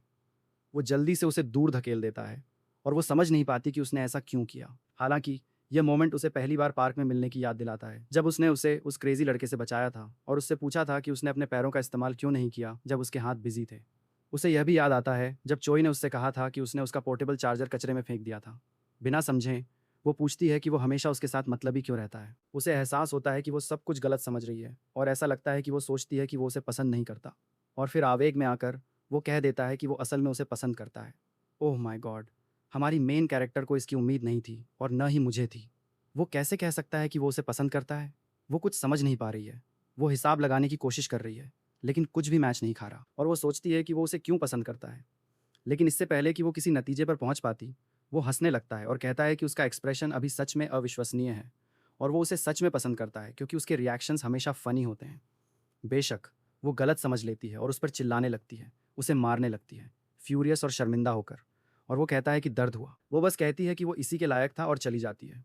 जून वो उसके जाने से पहले उसे आवाज़ देता है, लेकिन वो उसे बस इग्नोर कर देती है और वो समझ नहीं पाता कि वो क्यों गुस्सा हो गई। वो सिर्फ यही सोच पाती है कि यह सही नहीं है। भले ही वो स्कूल का सबसे अच्छा स्टूडेंट हो, उसे उसके साथ ऐसा बिहेव करने का हक नहीं है। वो एक खिलौने की तरह ट्रीट नहीं होना चाहती। आंसुओं के साथ उसे वो दिन याद आता है जब वे कैफ़े में मिले थे और उसने उसे वो ड्रिंक ऑफ़र की थी जो उसने फैलाई थी। उस मोमेंट पर उसने सोचा था कि वो एक अच्छा इंसान है। ये फैक्ट कि उसने उसे प्रपोज़ किया, अगर ये झूठ है, तो वो बस नहीं जानती कि क्या करे। क्या वो बस उसके साथ खेल रहा था या वो सीरियस था? ट्रिप के डेस्टिनेशन पर स्टूडेंट्स फ़ोटो खिंचवाने के लिए तैयार होते हैं। टीचर उनसे तमीज़ से रहने, कोई परेशानी न खड़ी करने और 6 बजे उसी जगह पर दोबारा मिलने के लिए कहती है। हर कोई मान जाता है और हर कोई अलग-अलग दिशाओं में निकल जाता है। हमारी विलेन ट्रेन में क्या हुआ इससे अनजान जून वू को ढूंढ रही है, लेकिन उसके पास 3 लड़के आते हैं जो ज़ाहिरा तौर पर लोकल हैं, जो उस पर लाइन मारने लगते हैं। उसे एहसास होता है कि वे बस प्लेबॉय हैं और उन्हें इग्नोर करके आगे बढ़ने की कोशिश करती है। लेकिन वे ज़िद करते हैं और उसका फ़ोन नंबर मांगते हैं, जबकि उनमें से एक उसे रोकने के लिए उसके कंधे पर हाथ रख देता है। वो ये कहने की कोशिश करती है कि वो उन्हें अपने फ़ोन नंबर के बजाय अपना इंस्टाग्राम दे सकती है ताकि देखे कि वो उसे छोड़ता है या नहीं। लेकिन वो नंबर मांगने की ज़िद करता है और वो कहती रहती है कि वो अपनी इंस्टाग्राम आईडी दे सकती है और वो उसे कभी भी डीएम कर सकता है और वो उसे इग्नोर नहीं करेगी। हालांकि चूंकि वे 3 हैं, वो थोड़ी परेशान होने लगती है क्योंकि वो नहीं जानती कि वो इससे बाहर निकल पाएगी या नहीं, और वो सच में अपना इंस्टाग्राम भी नहीं देना चाहती। और तभी हमारी मेन कैरेक्टर अपनी बेस्ट फ्रेंड को बचाने के लिए आ जाती है, ये चिल्लाते हुए कि टीचर ने उनसे उन लोगों से बात न करने के लिए कहा था जो स्कूल से नहीं है। वो चोई का हाथ पकड़ती है और भागती है। लड़के पीछा नहीं करते, लेकिन ऐसा नहीं लगता कि वे इसे बस यूं ही जाने देंगे। वे बिना पीछे देखे भागते रहते हैं, जबकि आजिन आग बबूला है कि उन लड़कों की हिम्मत कैसे हुई उसकी दोस्त के साथ ऐसा करने की, और ये एहसास किए बिना कि उसकी दोस्त हमेशा उसके साथ रहेगी। माहौल को थोड़ा हल्का करने के लिए चोई कहती है कि उसे उन लड़कों के बारे में फॉर्मल बात करने की ज़रूरत नहीं है क्योंकि वे उनसे केवल 1 साल बड़े हैं, कि वे भी शायद स्कूल ट्रिप पर हैं, और वो सिचुएशन पर हंसने लगती है। आजिन इस बात से इम्प्रेस है कि चोई इसे लेकर इतनी रिलैक्स है और कहती है कि वे ऐसे नहीं लग रहे थे कि वे एक ही उम्र के हों और वे स्कूल में होने के लिहाज से बहुत ज़्यादा थके हुए लग रहे थे। वे इस पर हंसते हैं और अपनी ट्रिप जारी रखते हैं। बाद में उसी रात ठहरने की जगह पर वापस आकर आजिन के कमरे की लड़कियां सोच रही हैं कि बाकी लोग कहाँ हैं जो अभी तक नहीं आए हैं। जब आजिन सवाल करने लगती है कि वे किसका इंतज़ार कर रहे हैं, दरवाज़ा खुलता है और वहाँ जोंगमिन और उसके दोस्त एक सूटकेस के साथ होते हैं जिसमें शायद ड्रिंक्स भरी हैं। बेशक, चोई उनके साथ है और हमारा प्यारा मेन कैरेक्टर जूनवू भी। लड़कियां चोई की प्रेजेंस से बहुत खुश नहीं लगती और बेखबर आजिन को अभी तक एहसास भी नहीं हुआ है कि जूनवू वहाँ है, कि वो केवल उससे माफ़ी मांगने आया है क्योंकि उसे इस तरह की गैदरिंग्स बिल्कुल पसंद नहीं है। जब उसे एहसास होता है कि वो वहाँ है, वो थोड़ा डिस्करेज महसूस करती है, जबकि कमरे की दूसरी लड़कियां सुपर एक्साइटेड हैं। हर कोई बैठ जाता है, वे बातें करते हैं, चिप्स खाते हैं, और जून वू और आजिन के बीच वो अजीब सा टेंशन है। वे बहस करने लगते हैं कि उन्हें कौन सा गेम खेलना चाहिए, और जोंग मिन ट्रुथ या डेयर खेलने का सुझाव देता है। हालांकि गेम शुरू होने से पहले ही उन्हें बाहर कोई हलचल सुनाई देती है और दूसरे स्टूडेंट्स दरवाज़ा खटखटाने लगते हैं, पूछते हैं कि अंदर क्या चल रहा है। कमरे की लड़कियां जल्दी से बाहर के लोगों को बेवकूफ़ बनाने का तरीका सोचने लगती हैं और वे तय करती हैं कि सबसे अच्छा ऑप्शन ये है कि ऐसा नाटक करें कि वे सब सो रहे हैं। वे कुछ लोगों पर कंबल फेंक देती हैं, दूसरे भागकर बाथरूम में छिप जाते हैं, जबकि कोई दरवाज़ा खोलता है। आजिन एक कंबल के नीचे आ जाती है। इंस्ट्रक्टर दरवाज़ा खोलता है और मानता है कि सब सो रहे हैं। ये सोचकर कि वे चले गए हैं, आजिन को अपनी गर्दन में अकड़न महसूस होने लगती है। यह मानते हुए कि चोई नर्वस है क्योंकि वो उसका सिर नीचे दबा रही है। वो अपनी दोस्त से उसकी गर्दन दबाना बंद करने के लिए कहने की कोशिश करती है, लेकिन कोई उससे तब तक चुप रहने के लिए कहता है जब तक कि उसके फ़ोन का अलार्म न बज जाए और लाइट ऑन हो जाए, ताकि वो आखिरकार देख सके कि उसके बगल में कौन है। और बेशक वो हमारा मेन कैरेक्टर जून वू है। दोनों कंबल के नीचे रहते हैं। उनके चेहरे एक दूसरे के बहुत करीब होते हैं, लेकिन वे हिलते नहीं हैं और अलार्म बजना बंद होने तक बस एक दूसरे को देखते रहते हैं। और शर्मिंदा होकर वे अपने चेहरे दूसरी तरफ कर लेते हैं। आजिन का दिल तेजी से धड़कने लगता है और वो बिना किसी के नोटिस किए वहां से बाहर निकलने का तरीका सोचने की कोशिश करती है। और उस मोमेंट पर वो केवल यही सोच पाती है कि वो शायद उसे दूर धकेल देगा जैसा उसने ट्रेन में किया था, और फिर उस पर हंसेगा, क्योंकि किसी वजह से वो इस नतीजे पर पहुंची है कि वो असल में उससे नफरत करता है। मुझे भी नहीं पता कैसे। वे उसी पोजीशन में चुप रहते हैं जब तक कि कोई यह न कह दे कि वे चले गए हैं और लाइट्स ऑन की जा सकती हैं। जब लाइट्स ऑन होती हैं, जोंगमिन को एहसास होता है कि उसने किसी चीज़ पर पैर रख दिया है, और जब वो देखता है तो वो आजिन का चश्मा होता है। जून वो उठकर बैठता है और जल्दी से उन पर से कंबल हटा देता है, और वो नोटिस करती है कि वो गुस्से में लग रहा है। भले ही वो खुद भी उस सिचुएशन में नहीं होना चाहती थी, वो समझ नहीं पाती कि वो गुस्से में क्यों दिख रहा है अगर उसने ये जानबूझकर नहीं किया था। लेकिन असलियत में हमारा बेचारा मेन कैरेक्टर बस शर्मिंदा है क्योंकि वो आजिन के इतने करीब था, और यहाँ आने का उसका असली गोल सिर्फ ट्रेन में जो हुआ उसके लिए माफ़ी मांगना था, न कि एक और भी शर्मिंदा करने वाली सिचुएशन में फंसना। वो ये चेक करने जाता है कि आजिन ठीक है या नहीं, लेकिन जब वो उसकी तरफ देखता है वो पूरी तरह से शॉक में होती है क्योंकि जोंगमिन ने उसके चश्मे पर पैर रख दिया था और उसे तोड़ दिया था। वो चश्मे पर पैर रखने के लिए जल्दी से माफ़ी मांगता है, लेकिन नर्वस होकर वो उसका नाम गलत बोल देता है। आजिन कहने के बजाय वो अदेक कह देता है, जो एक पिल्ले के नाम जैसा लगता है। हर कोई हंसने लगता है और वो और भी शर्मिंदा हो जाता है क्योंकि न केवल उसने उसका नाम गलत बोला, बल्कि उसने चश्मे के साथ ये सारा केओस भी खड़ा कर दिया।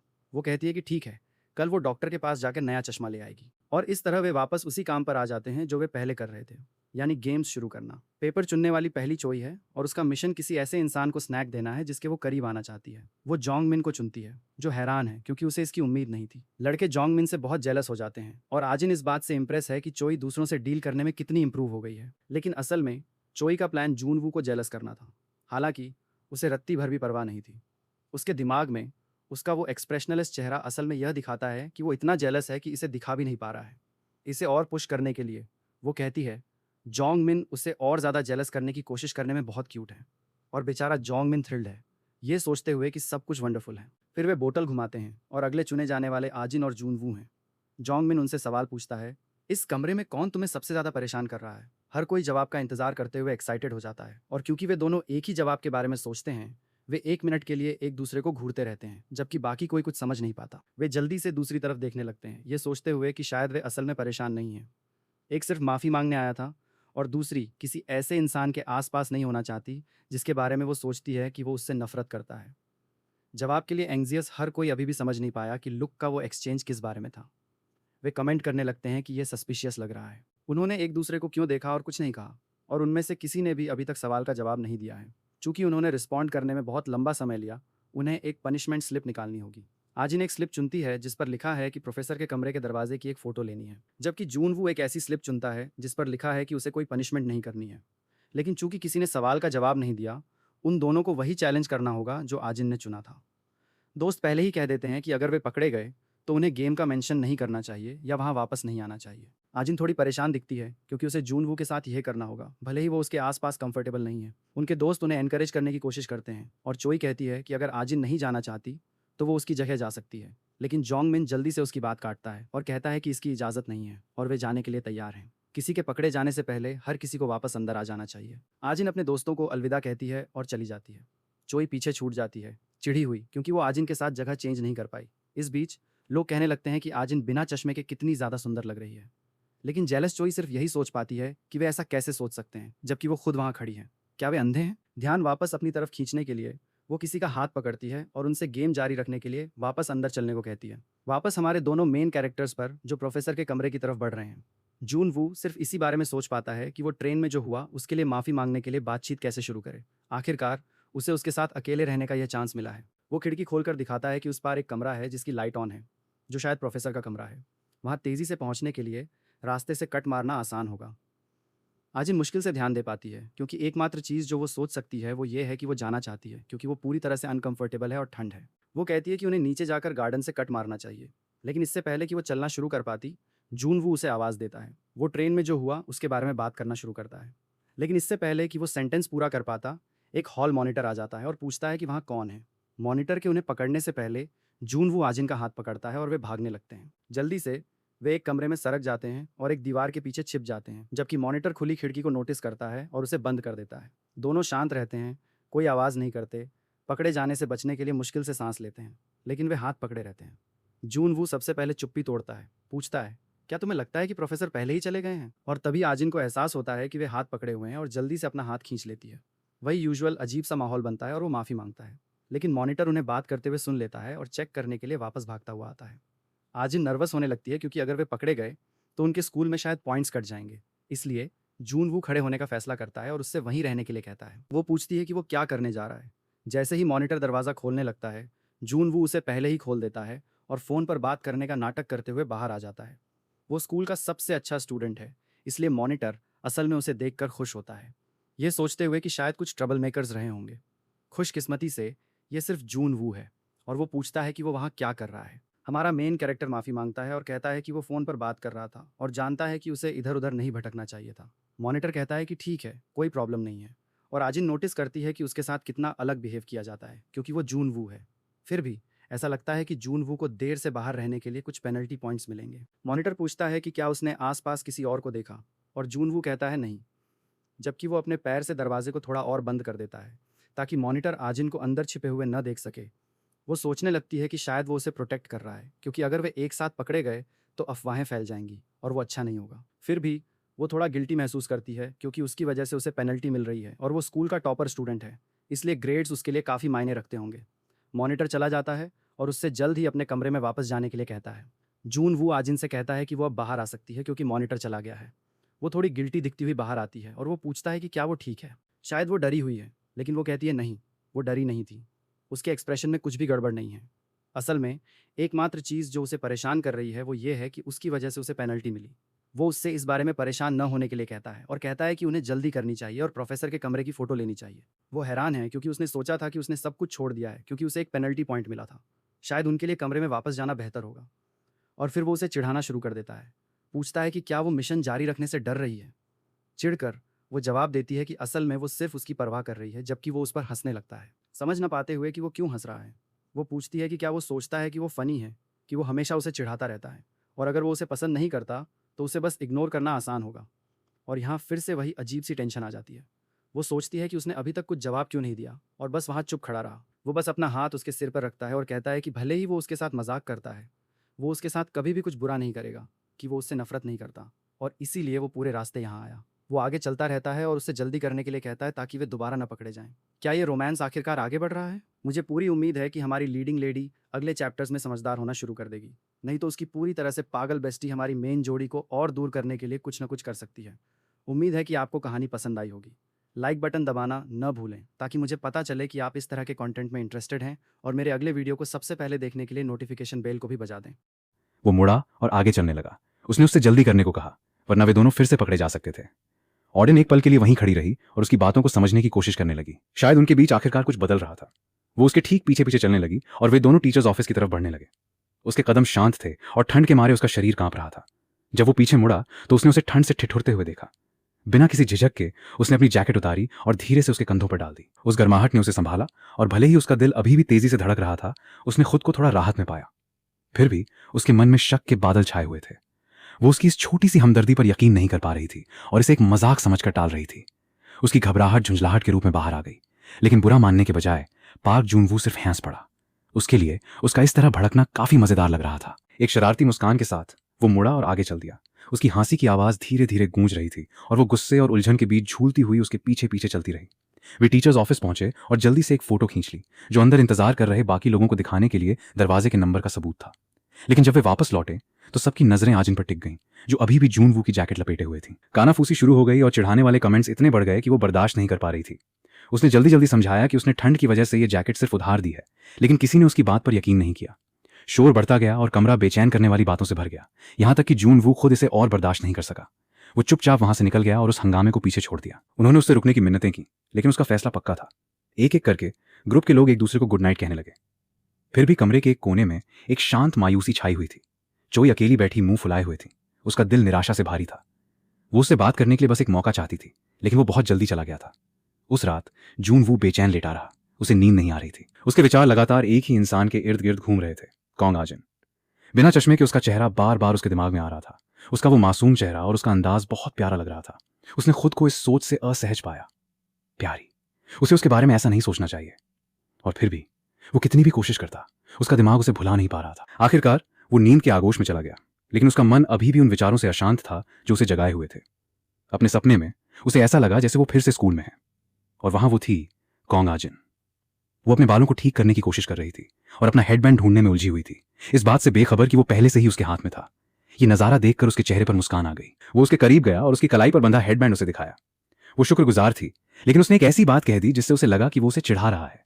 उसने उस पर चिल्लाना शुरू कर दिया, लेकिन इससे पहले कि वो कुछ और कर पाता, सपना धुंधला होने लगा। वो नजारा गायब हो गया और जल्द ही उसने खुद को अपने कमरे में पाया। ये सिर्फ एक सपना था जो उन विचारों से बना था जो सोते समय उसके साथ आए थे। उसने खुद से कहा कि वो उसके बारे में दोबारा नहीं सोचेगा, लेकिन वो कितनी भी कोशिश करता, उसका एहसास वहीं बना रहा।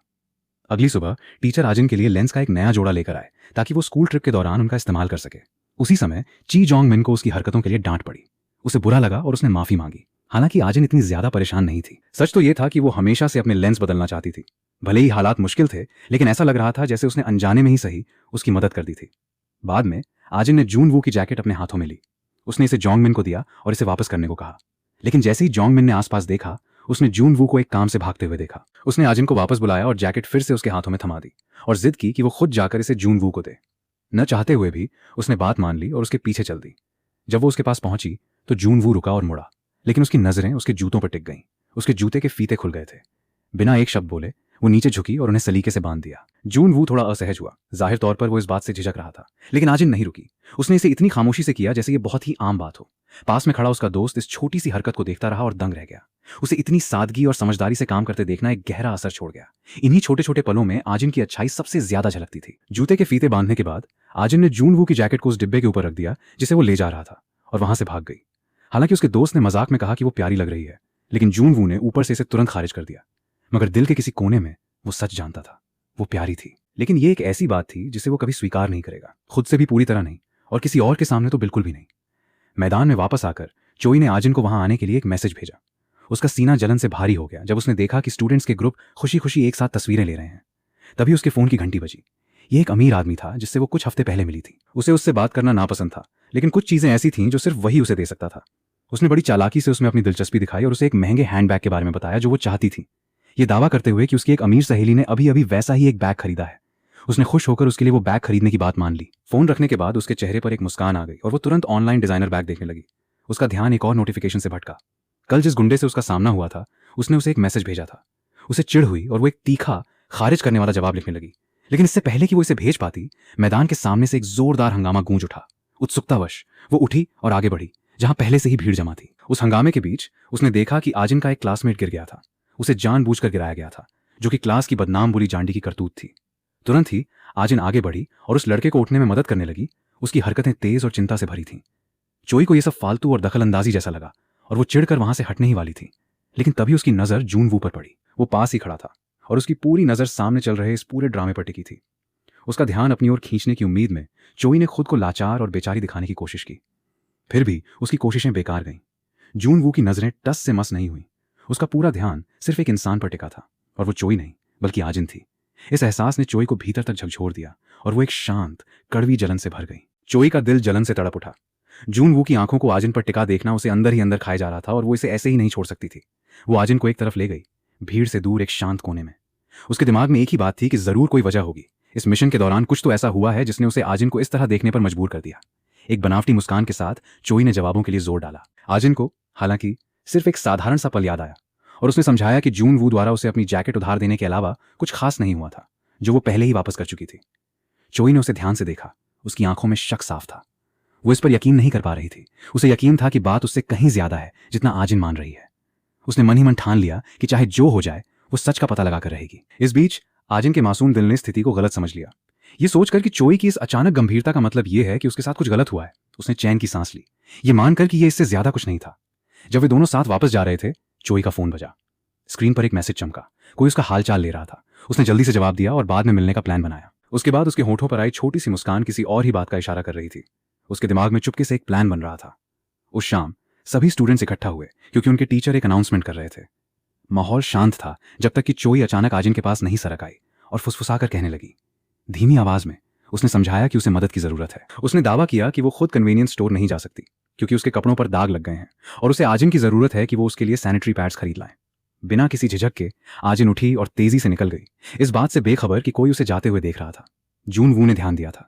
जहां वो बैठा था वहां से उसकी नजरें उसकी परछाई का पीछा कर रही थीं जब वो रात के अंधेरे में गायब हो गई। उसे एक चिंता सताने लगी। उसका अकेले इस तरह बाहर घूमना सुरक्षित नहीं था। बाहर आजिन कन्वीनियंस स्टोर की तलाश कर रही थी। अंधेरे में उसके कदम डगमगा रहे थे। उसे अंदाजा नहीं था कि वो अकेली नहीं थी, कोई उसका पीछा कर रहा था। जब आखिरकार उसे स्टोर मिल गया और वो उस कोने पर मुड़ी जो उसकी तरफ जाता था, तो एक शख्स उसके रास्ते में आ खड़ा हुआ। उसकी आवाज सामान्य थी लेकिन उसका अंदाज रास्ता रोकने वाला था। उसने दावा किया कि वह उसे चोई की दोस्त के रूप में जानता है। आजिन ने आगे बढ़ने की कोशिश की लेकिन इससे पहले कि वो कुछ कर पाती, पीछे से एक और हाथ ने उसके कंधे को थपथपाया। वो तेजी से मुड़ी तो देखा कि वहां 2 और लोग खड़े थे। डर के मारे उसकी रीढ़ में एक सिहरन दौड़ गई। उसने उन्हें तुरंत पहचान लिया। ये वही गुंडे थे जिन्हें उसने उस दिन चोई के साथ बात करते हुए देखा था। उनके चेहरों के हाव भाव उनकी नीयत को साफ बयां कर रहे थे। उन्होंने उससे कहा कि उसने उन्हें ठेस पहुंचाई है और अब उसे इसकी कीमत चुकानी होगी। आजिन के सामने खड़े लड़के ने उसके कंधे पर हाथ रखा, उसे एक तथाकथित बातचीत के लिए घसीट कर ले जाने की तैयारी करने लगा। इससे पहले कि वो एक भी कदम बढ़ा पाता, एक तीखी रुकावट ने उस पल को रोक दिया। ये पार्क जून वू था। अपनी सीखी हुई ताकत के साथ उसने लड़के की कलाई पकड़ी और उसे तब तक मरोड़ा जब तक कि हवा में एक तेज कड़कने की आवाज नहीं गूंज गई। उस आवाज ने दूसरों को चौंका दिया और उसका एक दोस्त बदला लेने के लिए आगे बढ़ा। लेकिन जून वू ने बिना किसी मेहनत के उस हमले का सामना किया। एक ही किक से उस लड़के को नीचे गिरा दिया। उसकी हरकतों की इस आसानी ने सबको हैरान कर दिया, यहां तक कि आजिन भी जड़ हो गई। अपनी नजरें हटा नहीं पा रही थीं। जून वू की आंखों ने उसे ढूंढ लिया। उसकी नजर एक पल के लिए टिकी रही लेकिन खतरा अभी भी टला नहीं था। पीछे से एक और शख्स लपका और जब जून वू का ध्यान भटका हुआ था तब उसने हमला कर दिया। इसके बाद जो शब्द निकले वे तीखे थे, जिन्होंने चोई का नाम लिया और उसे पूरी तरह से हैरान कर दिया। वो पल काफी था। वार जोरदार लगा जिससे उसके पूरे शरीर में दर्द दौड़ गया। आजिन का सीना डर से भारी हो गया। वो इतनी मजबूत नहीं थी कि पलटवार कर सके और घबराहट ने उसके विचारों को धुंधला कर दिया। वो सिर्फ वहीं खड़ी रह सकती थी, कांपती हुई, समझ नहीं पा रही थी कि आगे क्या करे। मैदान पर वापस माहौल बिल्कुल अलग था। स्टूडेंट्स रात के आसमान के नीचे इकट्ठा हुए थे। उनके हाथों में मोमबत्तियां जल रही थीं। उनकी हंसी और बातें हवा में तैर रही थीं, हल्की और बेफिक्र। लेकिन चोई उनकी इस सहजता में शामिल नहीं हो पा रही थी। आजिन को किए गए उसके फोन कॉल्स का कोई जवाब नहीं मिल रहा था। हर नाकाम कोशिश के साथ उसकी चिंता बढ़ती जा रही थी। उसने उनसे सिर्फ उसे डराने के लिए कहा था, इससे ज्यादा कुछ नहीं। वो आजिन को परेशान करना चाहती थी लेकिन जैसे ही उसके भीतर बेचैनी फैली, शक पैदा होने लगा। अगर बात बहुत आगे बढ़ गई तो इसके अंजाम भुगतने होंगे और अगर सच सामने आ गया तो इस पूरे मामले का बोझ उठाने वाली सिर्फ वही होगी।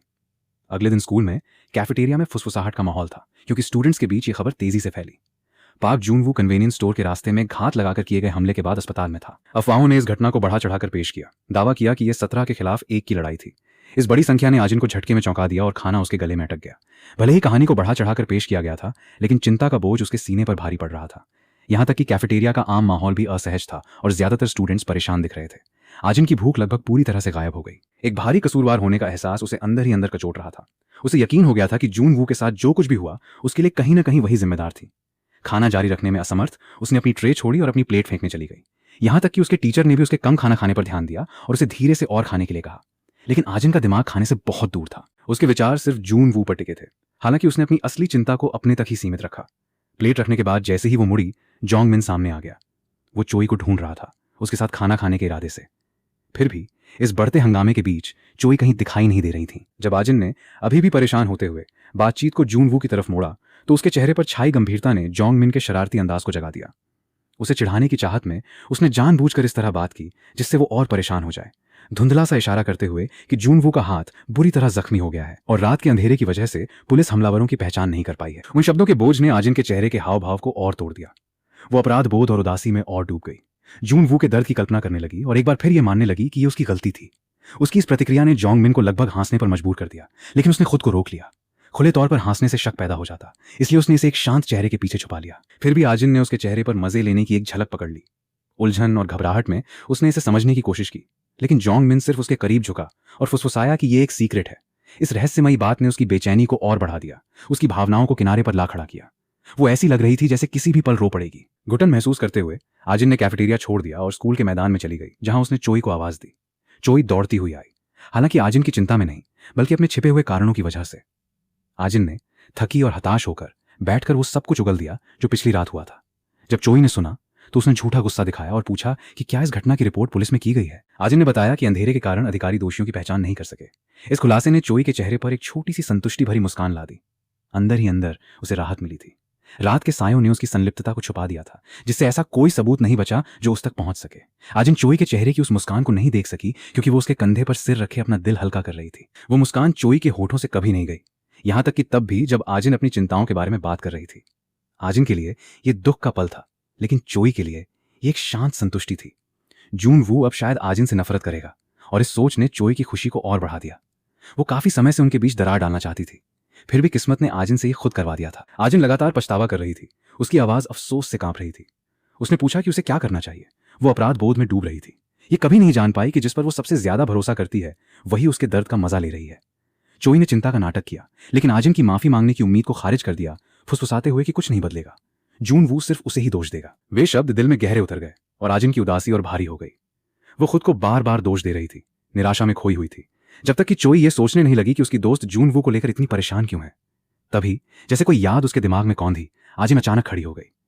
वो जाने के लिए तैयार थी, लेकिन कैफेटेरिया से जोंग मिन के शब्द वापस याद आ गए। बिना किसी झिझक के उसने जो सुना था उसे कबूल कर लिया। जून वू अब कभी अपने हाथ का इस्तेमाल नहीं कर पाएगा। सच उसके होठों से एक झटके में निकल गया, और इससे पहले कि चोई कुछ प्रतिक्रिया दे पाती, आजिन भाग गई। उसके कदम उसे कन्वीनियंस स्टोर ले गए। हर सांस के साथ अपराध बोध का बोझ और भारी हो रहा था। उसने दूध खरीदा। उसके विचार जून वू में खोए हुए थे। अगर वो उसकी वजह से तकलीफ झेल रहा है तो उसे कुछ करना होगा, कुछ भी। उसने दूध को कसकर पकड़ लिया, उसके पास जाने के लिए तैयार। लेकिन जैसे ही वो जाने के लिए मुड़ी, किस्मत ने दखल दिया। जून वू अंदर आया। उसका दिल दहल गया। वो सहज रूप से दूसरी तरफ मुड़ गई, बिना दिखे भागने की उम्मीद में। लेकिन उसकी आंखों ने उसे ढूंढ लिया और उसने उसे पहचान लिया। माहौल बदलते ही वो जड़ हो गई। जब वो उसके करीब आया तो एक अजीब सी झिझक छा गई, जैसे उनके बीच की दूरी एक पल में गायब हो गई हो। बिना एक शब्द बोले वो उसे कन्वीनियंस स्टोर के अंदर एक सीट पर ले गया, और बस ऐसे ही वो पल आ गया जिससे वो डर रही थी। अब वे दोनों खामोशी में एक दूसरे के सामने खड़े थे। उसने उसे दूध थमा दिया और इस छोटी सी हरकत से उसका दिल खुश हो गया।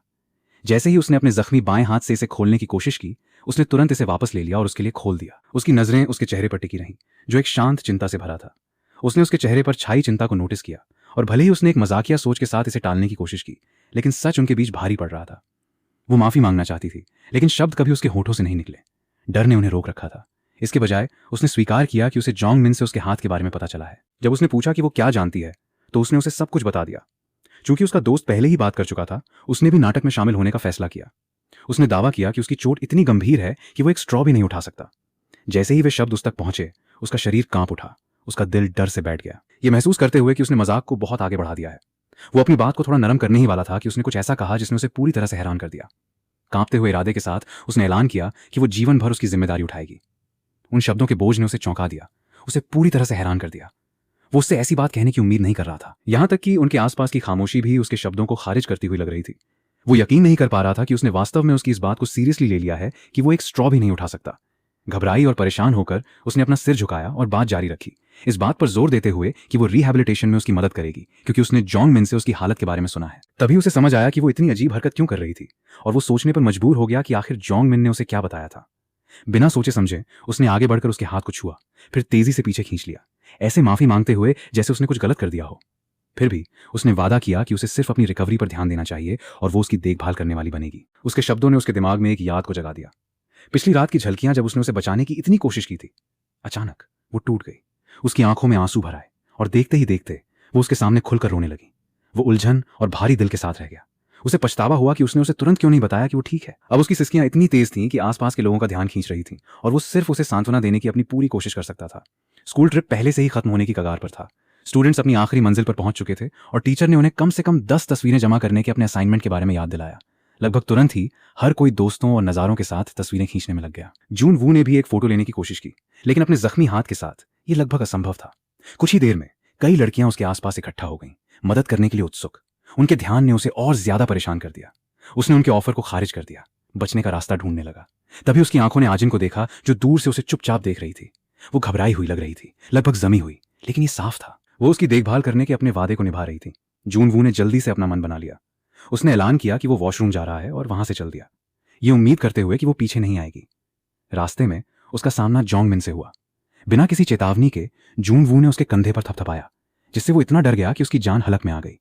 जून वू ने उससे पूछा कि उसने आजिन को क्या बताया था। जोंग मिन ने इसे टालते हुए ऐसे समझाया जैसे ये कोई गंभीर बात ना हो। जून वू ने जोर दिया कि उसे आजिन को सच बता देना चाहिए, लेकिन जोंग मिन ने बस अपना सिर हिला दिया। उसके दिमाग में जून वू ही वो इंसान था जिसे ये कहना चाहिए था। एक आह के साथ जून वू ने अपने सिर का पिछला हिस्सा खुजलाया और उसे वो सब कुछ बताया जो वास्तव में कन्वीनियंस स्टोर में हुआ था। अब जोंग मिन समझ गया था, लेकिन जब उसने जून वू को इस विषय पर उलझते हुए देखा जो उसके स्वभाव के बिल्कुल खिलाफ था, तो वो मुस्कुराए बिना नहीं रह सका। यह अजीब था। जून वू ने कभी किसी और के साथ इस तरह का बर्ताव नहीं किया था। तभी उसे बात समझ आई। जून वू आजिन को पसंद करता था। मन ही मन मुस्कुराते हुए जोंग मिन ने इसे टाल दिया। उसने कहा कि उसके पास इस सब के लिए समय नहीं है और वो वहां से चला गया। जून वू को इसे अपने दम पर संभालने के लिए छोड़कर जून वू ने एक थकी हुई आह भरी। ये उसकी सोच से कहीं ज्यादा तनावपूर्ण होने वाला था। स्कूल ट्रिप आखिरकार खत्म हो चुका था। ट्रेन स्टेशन स्टूडेंट्स की बेचैनी से गूंज रहा था क्योंकि वे अपना सामान ले जा रहे थे और अपनी सीटों पर बैठ रहे थे। जून वू उस हंगामे के बीच खड़ा था, अपने भारी बैग को घूर रहा था और सोच रहा था कि वो इसे रैक पर कैसे उठा पाएगा। इससे पहले कि वो कुछ समझ पाता, आजिन उसके पीछे आई और बड़ी आसानी से उसके सामान में मदद कर दी। जून वू को तुरंत पछतावा हुआ कि वो छोटा बैग क्यों नहीं लाया, लेकिन अब पीछे हटने का कोई रास्ता नहीं था। जैसे ही स्टूडेंट्स अपनी जगह ढूंढने के लिए इधर उधर हुए, आजिन ने उसके बगल वाली सीट चुनी। उसने समझाया कि ऐसा इसलिए है क्योंकि जोंग मिन ने उससे सीट बदलने के लिए कहा था। वो चोई के साथ बैठना चाहता था। इस सोच ने जून वू को परेशान कर दिया। इसलिए नहीं कि आजिन अब उसके बगल में थी, बल्कि इसलिए कि जोंग मिन अभी भी बेवकूफी पर अड़ा हुआ था। खारिज किए जाने के बाद भी चोई के पीछे भाग रहा था। ट्रेन के दरवाजे एक तेज आवाज के साथ बंद हो गए और जल्द ही उसकी लयबद्ध गति उन्हें स्टेशन से दूर ले गई। बकवास का शोर कम हो गया और उसकी जगह पटरियों पर पहियों की लगातार गूंजने ले ली। जून वू चुपचाप बैठा रहा, उन शब्दों का अभ्यास करता रहा जो वो कहना चाहता था। उसने खुद से वादा किया था कि इस सफर के दौरान वो आखिरकार अपने हाथ के बारे में सच बता देगा। लेकिन जैसे ही उसने हिम्मत जुटाई, उसे अपने कंधे पर एक अचानक भारीपन महसूस हुआ। थोड़ा मुड़कर उसने देखा कि आजिन गहरी नींद में थी। उसका सिर धीरे से उसके ऊपर टिका हुआ था। इस नजारे ने उसे चौंका दिया। उसने पहले वादा किया था कि वो उस पर नजर रखेगी, फिर भी यहां वो उसके बोलने से पहले ही सो गई थी। उसका सिर एक तरफ झुक गया, लेकिन जून वू ने सहज रूप से उसे संभाला, ये पक्का करते हुए कि वो आराम से सोए।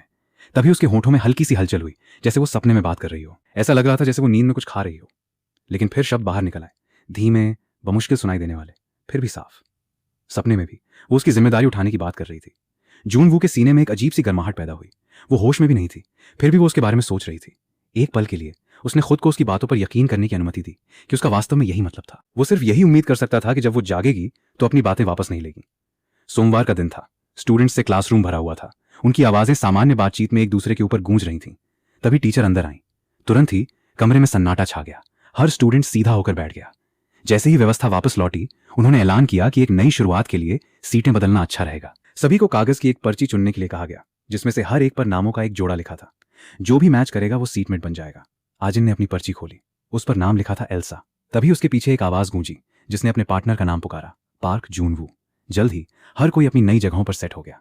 मैथ के टीचर आए और लेसन शुरू हुआ। आजिन आगे झुकी, असाधारण फोकस के साथ नोट्स लिख रही थी। जून वू ने ध्यान दिया। उसने कभी मैथ को इतनी गंभीरता से नहीं लिया था। उसने उससे कहा कि वो उसकी खातिर लिख रही है ताकि उसके नोट्स न छूटें। जून वू को यह फालतू लगा, लेकिन वो लिखती रही। उसकी इस कोशिश ने उसे मन ही मन मुस्कुराने पर मजबूर कर दिया। जब टीचर चले गए, आजिन ने डेस्क पर अपना सिर गिरा दिया, पूरी तरह थकी हुई। मैथ की क्लास आमतौर पर उसके झपकी लेने का मौका होती थी, लेकिन इस बार उसने ऐसा नहीं किया था और अब वो भूख से मर रही थी। जून वू ने उसे आवाज दी और पूछा कि क्या वो कैफेटेरिया से उसके लिए कुछ खरीद सकती है। वो थकी हुई थी, लेकिन उसने उसकी देखभाल करने का वादा किया था, इसलिए वो गई और लगभग तुरंत ही वापस आ गई। उसने उस दूध को देखा जो वो लाई थी और अपना सिर हिला दिया, गलत वाला। वो वापस जाने और इसे बदलने के लिए तैयार खड़ी थी, लेकिन उसने उसे रोक दिया और उससे कहा कि वो खुद इसे खा ले। जून वू दूध के बिना ब्रेड नहीं खा सकता था। सामने की डेस्क से जोंग मिन बोल पड़ा। उसने जून वू को साफ तौर पर बनाना मिल्क कहते सुना था। जून वू ने उसे झिड़क दिया और उससे अपने साइंस नोट्स पर ध्यान देने को कहा। तभी आजिन ने इस पर विचार किया। शायद उसने ऐसा जानबूझकर किया था। शायद उसने गलत दूध इसलिए मांगा था ताकि वो उसे मिल सके। उसके पेट में चूहे कूद रहे थे। उसने इसे शुक्रगुजारी के साथ स्वीकार किया और आखिरकार खाना खाया। खाने के बाद आजिन ने जून वू के नोट्स में मदद करने का फैसला किया। वो उसी जानी पहचानी चिढ़ाने वाली मुस्कान के साथ पीछे झुका और इशारा किया कि उसकी हैंडराइटिंग इतनी अच्छी नहीं है। उसकी किताब के किनारे भी मुड़े हुए थे और उसने उससे कहा कि वो इसे ठीक से व्यवस्थित करे। तभी आजिन को उसे खाना देने के पीछे की उसकी असली नीयत समझ आई। ये कोई दयालुता नहीं थी। उसने शुरू से ही ये प्लान बनाया था, एक छोटा सा ब्लैकमेल। अगले टीचर अंदर आए और तारों पर एक लेसन शुरू किया। क्लासरूम जल्दी ही सन्नाटे में डूब गया, लेकिन वो सन्नाटा भारी था। विषय उनके लिए बहुत उबाऊ था और एक एक करके स्टूडेंट सोने लगे। आजिन की आंखें भी धीरे धीरे बंद होने लगीं। जून वू ने दूसरी ओर उसका सिर झुकते हुए देखा। बिना एक शब्द बोले उसने उसके सामने की किताब बंद कर दी और लेसन चलने के दौरान बस उसे देखता रहा। उसके चेहरे के हाव भाव पढ़े नहीं जा सकते थे। आखिरकार लंच टाइम की घंटी बजी। टीचर चले गए और स्टूडेंट्स क्लासरूम से ऊर्जा के सैलाब की तरह बाहर निकल पड़े। लड़कियों के टॉयलेट में चोई अपने फोन के साथ खड़ी आजिन को मैसेज टाइप कर रही थी, लेकिन उसके नोटिफिकेशन लगातार रुकावटों के साथ चमक रहे थे। इस बार ये उस अमीर लड़के का था जिसने उसे स्कूल ट्रिप के दौरान कॉल किया था। उसने फिर से कॉल किया, उसे उस बैग के बारे में याद दिलाते हुए जिसे उसने खरीदने का वादा किया था। इस याद ने उसके मूड को तुरंत बदल दिया।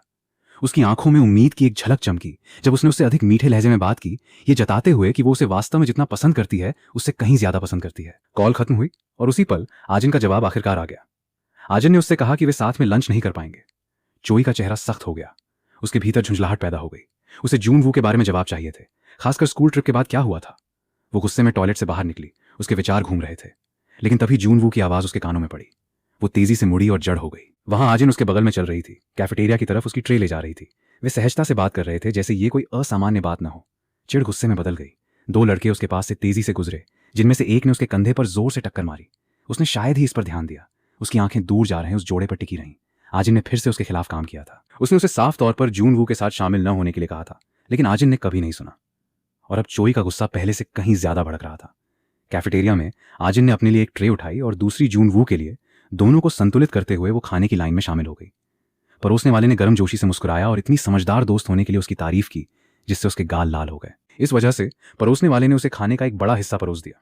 जब वे खाने के लिए बैठे, आजिन ने जून वू की नजर से बचते हुए तेजी से खाना शुरू कर दिया। जून वू के होठों पर एक छोटी सी मुस्कान आ गई। उसे यह देखकर वास्तव में राहत मिली और खुशी हुई कि वो अच्छी तरह खा रही है। निवालों के बीच उसने उससे कहा कि वो खाने के बाद कहीं जाएगा। उसकी हैरानी के लिए वो उसे लाइब्रेरी ले गया। उसे थोड़ा स्पेस देते हुए वो कुछ कदम पीछे चल रही थी। अचानक उसने उसे एक साफ आवाज में पुकारा। पास के स्टूडेंट्स ने हैरान होकर अपने सिर घुमाए। जून वू का खुले तौर पर किसी फीमेल स्टूडेंट को पुकारना आम बात नहीं थी। वो उसके पास गई और उसने उसे एक किताब थमा दी और सिफारिश की कि वो इसे अपनी अर्थ साइंस क्लास के लिए पढ़े। उसके सीने में शुक्रगुजारी और उत्सुकता पैदा हुई। क्या वो सिर्फ उसकी खातिर लाइब्रेरी आया था? इससे पहले कि वो इस सोच में ज्यादा खो पाती, उसने समझाना शुरू कर दिया कि उसे किताब को कैसे पढ़ना चाहिए। उसकी आवाज शांत और स्थिर थी। वो दूसरी किताब खोजने के लिए आगे बढ़ गया, जबकि आजिन वहीं जमी खड़ी रही, उसके द्वारा दी गई किताब को पकड़े हुए उसके टाइटल को विस्मय से पढ़ रही थी। समय उसकी सोच से कहीं ज्यादा तेजी से निकल गया। अचानक ये महसूस करते हुए कि उनका ब्रेक कितना छोटा था, वो उसे खोजती हुई लाइब्रेरी में इधर उधर भागने लगी। उसने आखिरकार उसे एक शेल्फ से किताब खींचने के लिए संघर्ष करते हुए देखा। उसकी मदद करने के अपने वादे को निभाने के लिए दृढ़ संकल्प के साथ वो दौड़ कर गई और उसके सामने हाथ बढ़ाकर किताब को धीरे धीरे ढीला करने लगी। लेकिन जैसे ही वो वहां इतनी करीब खड़ी हुई, जून वू जड़ हो गया। उसके बालों की हल्की महक उसकी तरफ आई, जो अप्रत्याशित रूप से गर्म और आमंत्रित करने वाली थी। उसका हाथ किताब के लिए आगे बढ़ने से पहले झिझका। तभी आजिन को एहसास हुआ कि उनके बीच कितनी कम जगह बची थी। उसके दिल की धड़कन तेज हो गई। उनके बीच की खामोशी लंच की घंटी की तेज आवाज से टूटी। ठीक उसी पल उसका फोन वाइब्रेट हुआ। उसकी मां की जरूरी आवाज लाइन पर आई। दादी बीमार हो गई थीं और वो कल आजिन को डेंटिस्ट के पास नहीं ले जा पाएंगी। आजिन ने एक हल्की आह भरी, लेकिन जल्दी से अपनी मां से कहा कि वे चिंता न करें और इसके बजाय दादी को देखने जाएं। जब वो अभी भी बात कर रही थी, जून वू बिना एक शब्द बोले लाइब्रेरी से बाहर जाने लगा। कॉल को जल्दी से खत्म करते हुए वो उसके पीछे भागी, उसका नाम पुकारते हुए। उस दिन के बाकी समय में आजिन ने जून वू के साथ रहना पक्का किया। चुपचाप उसकी मदद करती रही जहां भी वो कर सकती थी। अगले दिन, जो कि एक वीकेंड था, आजिन अस्पताल में थी, आखिरकार अपने ब्रेसेस से छुटकारा पाने के लिए हमेशा की तरह तैयार। कोई आश्चर्य नहीं कि वो शायद ही कभी मुस्कुराती थी। उसने खुद से पहले ही वादा कर रखा था कि वो घर जाते समय एक चॉकलेट केक खरीदेगी। डेंटिस्ट ने उसे अंदर बुलाया और उसके दांतों पर काम करना शुरू कर दिया, उसे भरोसा दिलाते हुए कि इसमें ज्यादा दर्द नहीं होगा। लेकिन आजिन को दर्द की कोई चिंता नहीं थी। वो सिर्फ ब्रेसेस हटवाना चाहती थी। कुछ ही देर में डॉक्टर का काम खत्म हो गया और उसके दांत बिल्कुल नए जैसे दिख रहे थे। जब वो रिसेप्शन पर नर्स से बात कर रही थी, कोई अपने पापा से मिलने की मांग करते हुए अंदर आया। वो आवाज जानी पहचानी लगी। आजिन मुड़ी और उसकी आंखें फटी की फटी रह गईं जब उसने जून वू को देखा। वे दोनों एक पल के लिए जड़ हो गए, एक दूसरे को वहां पाकर हैरान। जून वू की नजर टिकी रही। उसने ध्यान दिया कि वो थोड़ी अलग लग रही थी। तभी उसके पिता बाहर आए और उन्हें बात करते हुए देखा। उत्सुक होकर उन्होंने पूछा और जल्दी ही समझ गए कि वे दोनों एक ही स्कूल में पढ़ते हैं। एक उज्जवल मुस्कान के साथ उनके पिता ने आजिन से पूछा कि जून वू स्कूल में कैसा है, क्योंकि जून वू शायद ही कभी घर पर इसके बारे में बात करता था। आजिन ने घबराते हुए लेकिन ईमानदारी से जवाब दिया कि वो पॉपुलर है, खासकर लड़कियों के बीच। वो कुछ और कहने ही वाली थी कि जून वू ने जल्दी से उसे दूर खींच लिया। इस नज़ारे को देखते हुए उसके पिता और नर्स ने एक दूसरे को जानते हुए मुस्कुराया। मजे लेते हुए उसके पिता ने आजिन के अगले ट्रीटमेंट को फ्री में देने का फैसला किया, क्योंकि वो उनके बेटे के काफी करीब लग रही थी। जैसे ही वे एलिवेटर के पास पहुंचे, जून वू उसकी तरफ मुड़ा और पूछा कि वो अस्पताल में क्या कर रही थी।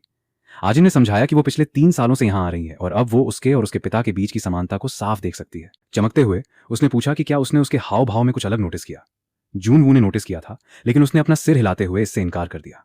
उसकी मुस्कान डगमगा गई और वो थोड़ी निराश होकर जाने के लिए मुड़ गई, लेकिन जून वू ने उसे आवाज दी। अजीब तरीके से अपना सिर खुजलाते हुए उसने उसकी नजर से बचना चाहा। चूंकि शाम हो चुकी थी, उसने पूछा कि क्या वो उसके साथ डिनर करेगी, कम से कम उसके इस नए लुक का जश्न मनाने के लिए। इसके अलावा उसके पास कुछ ऐसा था जो वो उसे बताना चाहता था। आजिन ने पलकें झपकाईं, हैरान रह गई। उसने उससे डिनर के लिए पूछने की उम्मीद नहीं की थी। वो मान गई और जून वू उसे एक रेस्टोरेंट ले गया। उसने उससे अपनी पसंद का कुछ भी ऑर्डर करने को कहा, लेकिन उसने सिर्फ करी चुनी। वो थोड़ा चिढ़ गया। मेनू पर इतने सारे महंगे व्यंजन थे, लेकिन साथ ही वो खुश भी था जब आजिन ने समझाया कि वो अपने ब्रेसेस के कारण करी नहीं खा पाती थी। तभी परोसने वाले ने उनकी टेबल पर पोर्क कटलेट की एक ट्रे ला दी। खाना मुफ्त था क्योंकि उनकी लाइव फिल्मिंग हो रही थी। आजिन को इससे कोई फर्क नहीं पड़ा। उसने पोर्क कटलेट को इतनी खुशी से देखा कि जून वू ध्यान दिए बिना नहीं रह सका। उसे इतनी सहजता से मुस्कुराते देखना उसे उलझन में छोड़ गया। उसने उसे पहले कभी इस तरह नहीं देखा था। कुछ देर खाने के बाद आजिन ने उससे पूछा कि उसका प्लास्टर कब हटेगा। जून वू ने सोचा कि शायद वो उसकी देखभाल करते करते थक गई है, लेकिन उसने समझाया कि वो भी उसका जश्न मनाना चाहती है, ठीक वैसे ही जैसे उसने उसके लिए किया था। इससे उसे राहत मिली और उसने चुपचाप पानी का एक घूंट लिया। उसने ध्यान दिया कि वो पोर्क कटलेट को नहीं छू रहा था और पूछा क्यों। उनकी बातचीत इस तरह चलती रही, लेकिन उसने पकवान को हाथ नहीं लगाया। इस बीच कहीं और चोई, जोंग, मिन और उसका दोस्त भारी बारिश से बचने के लिए एक मॉल में भागे। जैसे ही वे आगे बढ़ने वाले थे, उन्होंने आगे किसी को देखा। चोई, जो एक उम्रदराज आदमी के साथ चल रही थी। वे साथ में हंस रहे थे और उस आदमी ने उसके कंधे पर अपना हाथ भी रखा हुआ था। जोंग मिन और उसका दोस्त जो नहीं देख पा रहे थे, वो था उसके चेहरे पर झिझक का भाव। जोंग मिन ने जलन महसूस करते हुए सोचा कि वो आदमी उसका बॉयफ्रेंड है। उसके दोस्त ने उसे सीधे जाकर पूछने के लिए प्रोत्साहित किया, तो उसने ऐसा ही किया। जब चोई ने उन्हें देखा, वो जड़ हो गई। वो किसी उम्रदराज आदमी को डेट करते हुए नहीं दिखना चाहती थी, खासकर जून वू की वजह से। वो उसे पता नहीं चलने दे सकती थी। इसलिए जब उन्होंने पूछा तो उसने जल्दी से कह दिया कि वो आदमी उसका कजिन है। वो आदमी उसके जवाब पर हैरान दिखा, लेकिन जोंग मिन राहत में लगा। उसने और उसके दोस्त ने उस आदमी का शालीनता से अभिवादन किया। फिर जोंग मिन ने चोई से उनके साथ घूमने के लिए कहा, ये महसूस करते हुए कि वे उसके प्लान को बर्बाद कर सकते हैं। चोई ने जल्दी से उन्हें बात करने के लिए एक तरफ खींचा। वो आदमी हालांकि उसके इस व्यवहार को हल्के में नहीं ले रहा था। वो ऐसा इंसान नहीं था जो चीजों को आसानी से छोड़ दे। चोई ने उन्हें एलिवेटर की तरफ गाइड किया, जल्दी से एक कहानी करते हुए कि उसका कजिन अभी अभी कोरिया से लौटा है और उनके पास बात करने के लिए बहुत कुछ है। जब दोबारा शक बढ़ा, उसने और अधिक दृढ़ता से इससे इनकार किया। अपनी कहानी पर तब तक अड़ी रही जब तक कि उन्होंने आखिरकार इसे स्वीकार नहीं कर लिया। उसने उनसे आगे बढ़ने और उसके बिना फिल्म देखने का आग्रह किया और उन्हें विदा किया। केवल जब एलिवेटर के दरवाजे बंद हो गए तब उसने खुद को सांस लेने की अनुमति दी। उसका सीना एक शांत राहत से भर गया। वो पकड़े जाने से बाल बाल बची थी। इस बीच रेस्टोरेंट में उनका खाना खत्म हो चुका था, या यूं कहें कि उसका खाना खत्म हो चुका था, क्योंकि जून वू ने इसे बमुश्किल छुआ था। वे उठे और बाहर कदम रखा तो उनका सामना सड़कों पर बरसती भारी बारिश से हुआ। उसने सुझाव दिया कि वे एक टैक्सी ले लें, लेकिन उसने मना कर दिया। एक बार खाना खिलाने के बाद उस पर और पैसे खर्च करने देने की उसकी नीयत नहीं थी। दृढ़ कदमों के साथ वो अकेले ही बस गेट की तरफ बढ़ गई, लेकिन इससे पहले कि वो आगे बढ़ पाती, उसने उसे रोक दिया और उससे अपनी जैकेट उतारने में मदद करने को कहा। उलझन में उसने बात मान ली, उसकी नीयत पर हैरान होते हुए। फिर एक अचानक हरकत में उसने जैकेट को उन दोनों के सिर पर तान दिया, उसे अपने करीब खींचते हुए छुपा लिया। बिना किसी झिझक के वो उसके साथ बारिश में भागा। उसका शरीर बारिश की मार झेल रहा था ताकि वो जितनी हो सके सूखी रहे। वो पल उसे बिल्कुल काल्पनिक लगा। वो वहां उसके बगल में था, भीगा हुआ और कांपता हुआ। फिर भी उसकी चिंता सिर्फ उसके आराम के लिए थी।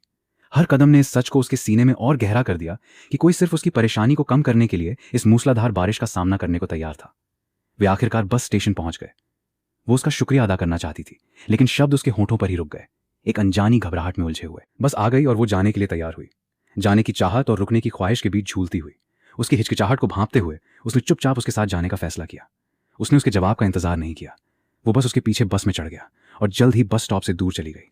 उनके आसपास के यात्री धीमी आवाज में बात कर रहे थे, लेकिन वे दोनों शांत रहे, अपने ही विचारों में खोए हुए। एक पल के बाद आजिन ने खामोशी तोड़ने का फैसला किया। उसने पूछा कि क्या ये बस वास्तव में उसके घर की तरफ जाती है। उसने कहा नहीं। इस जवाब ने उसे हैरान कर दिया और एक छोटा सा विचार दिमाग में आया, क्या वो सिर्फ उसकी वजह से बस में चढ़ा था? इस विचार ने उसे समझ नहीं आने दिया कि आगे क्या कहे, और उनके बीच का सन्नाटा पहले से भी ज्यादा भारी हो गया।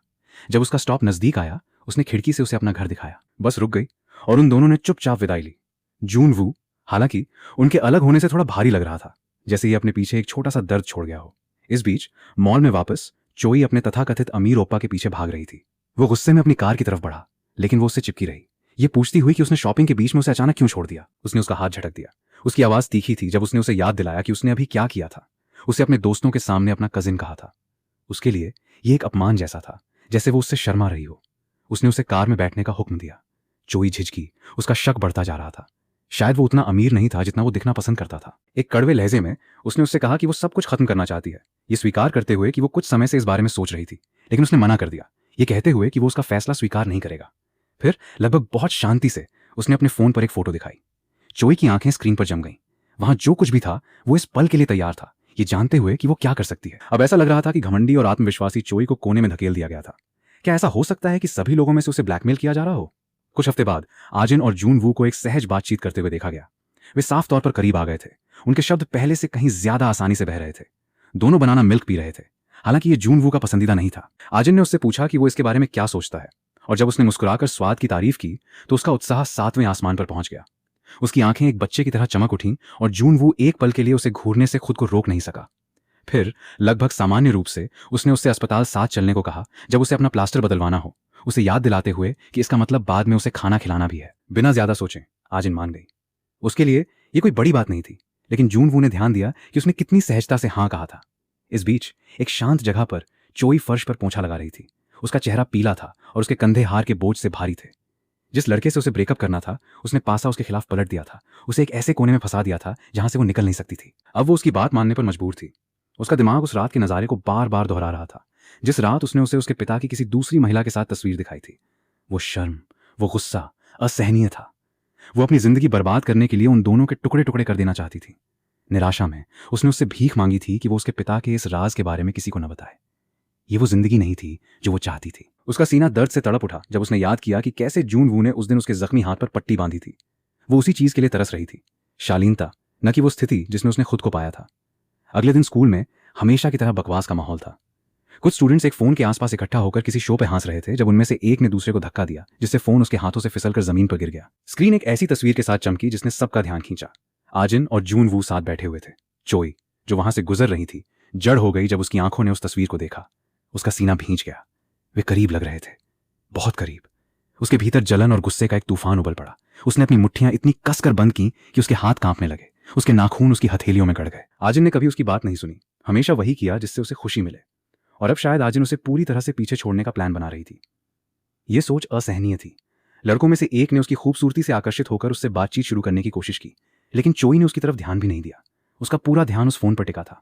उसका चेहरा पीला था, उसकी आंखें जल रही थीं। उसने खामोशी से फोन वापस किया। उसकी हरकतें सख्त थीं, फिर मुड़ी और चली गईं। लड़कों ने असहज होकर एक दूसरे को देखा। उसके हाव भाव सिर्फ गुस्से वाले नहीं थे, वे डरावने थे। उसके बारे में कुछ बहुत गलत लग रहा था। चलते समय उसका गुस्सा सुलग रहा था। हर कदम आजिन की यादों से भड़क रहा था। हर याद उसके मूड को और बिगाड़ रही थी। वो आजिन का सामना करने के लिए तड़प रही थी ताकि ये तसल्ली पा सके कि वो और जून वू वास्तव में एक दूसरे के लिए कुछ नहीं है।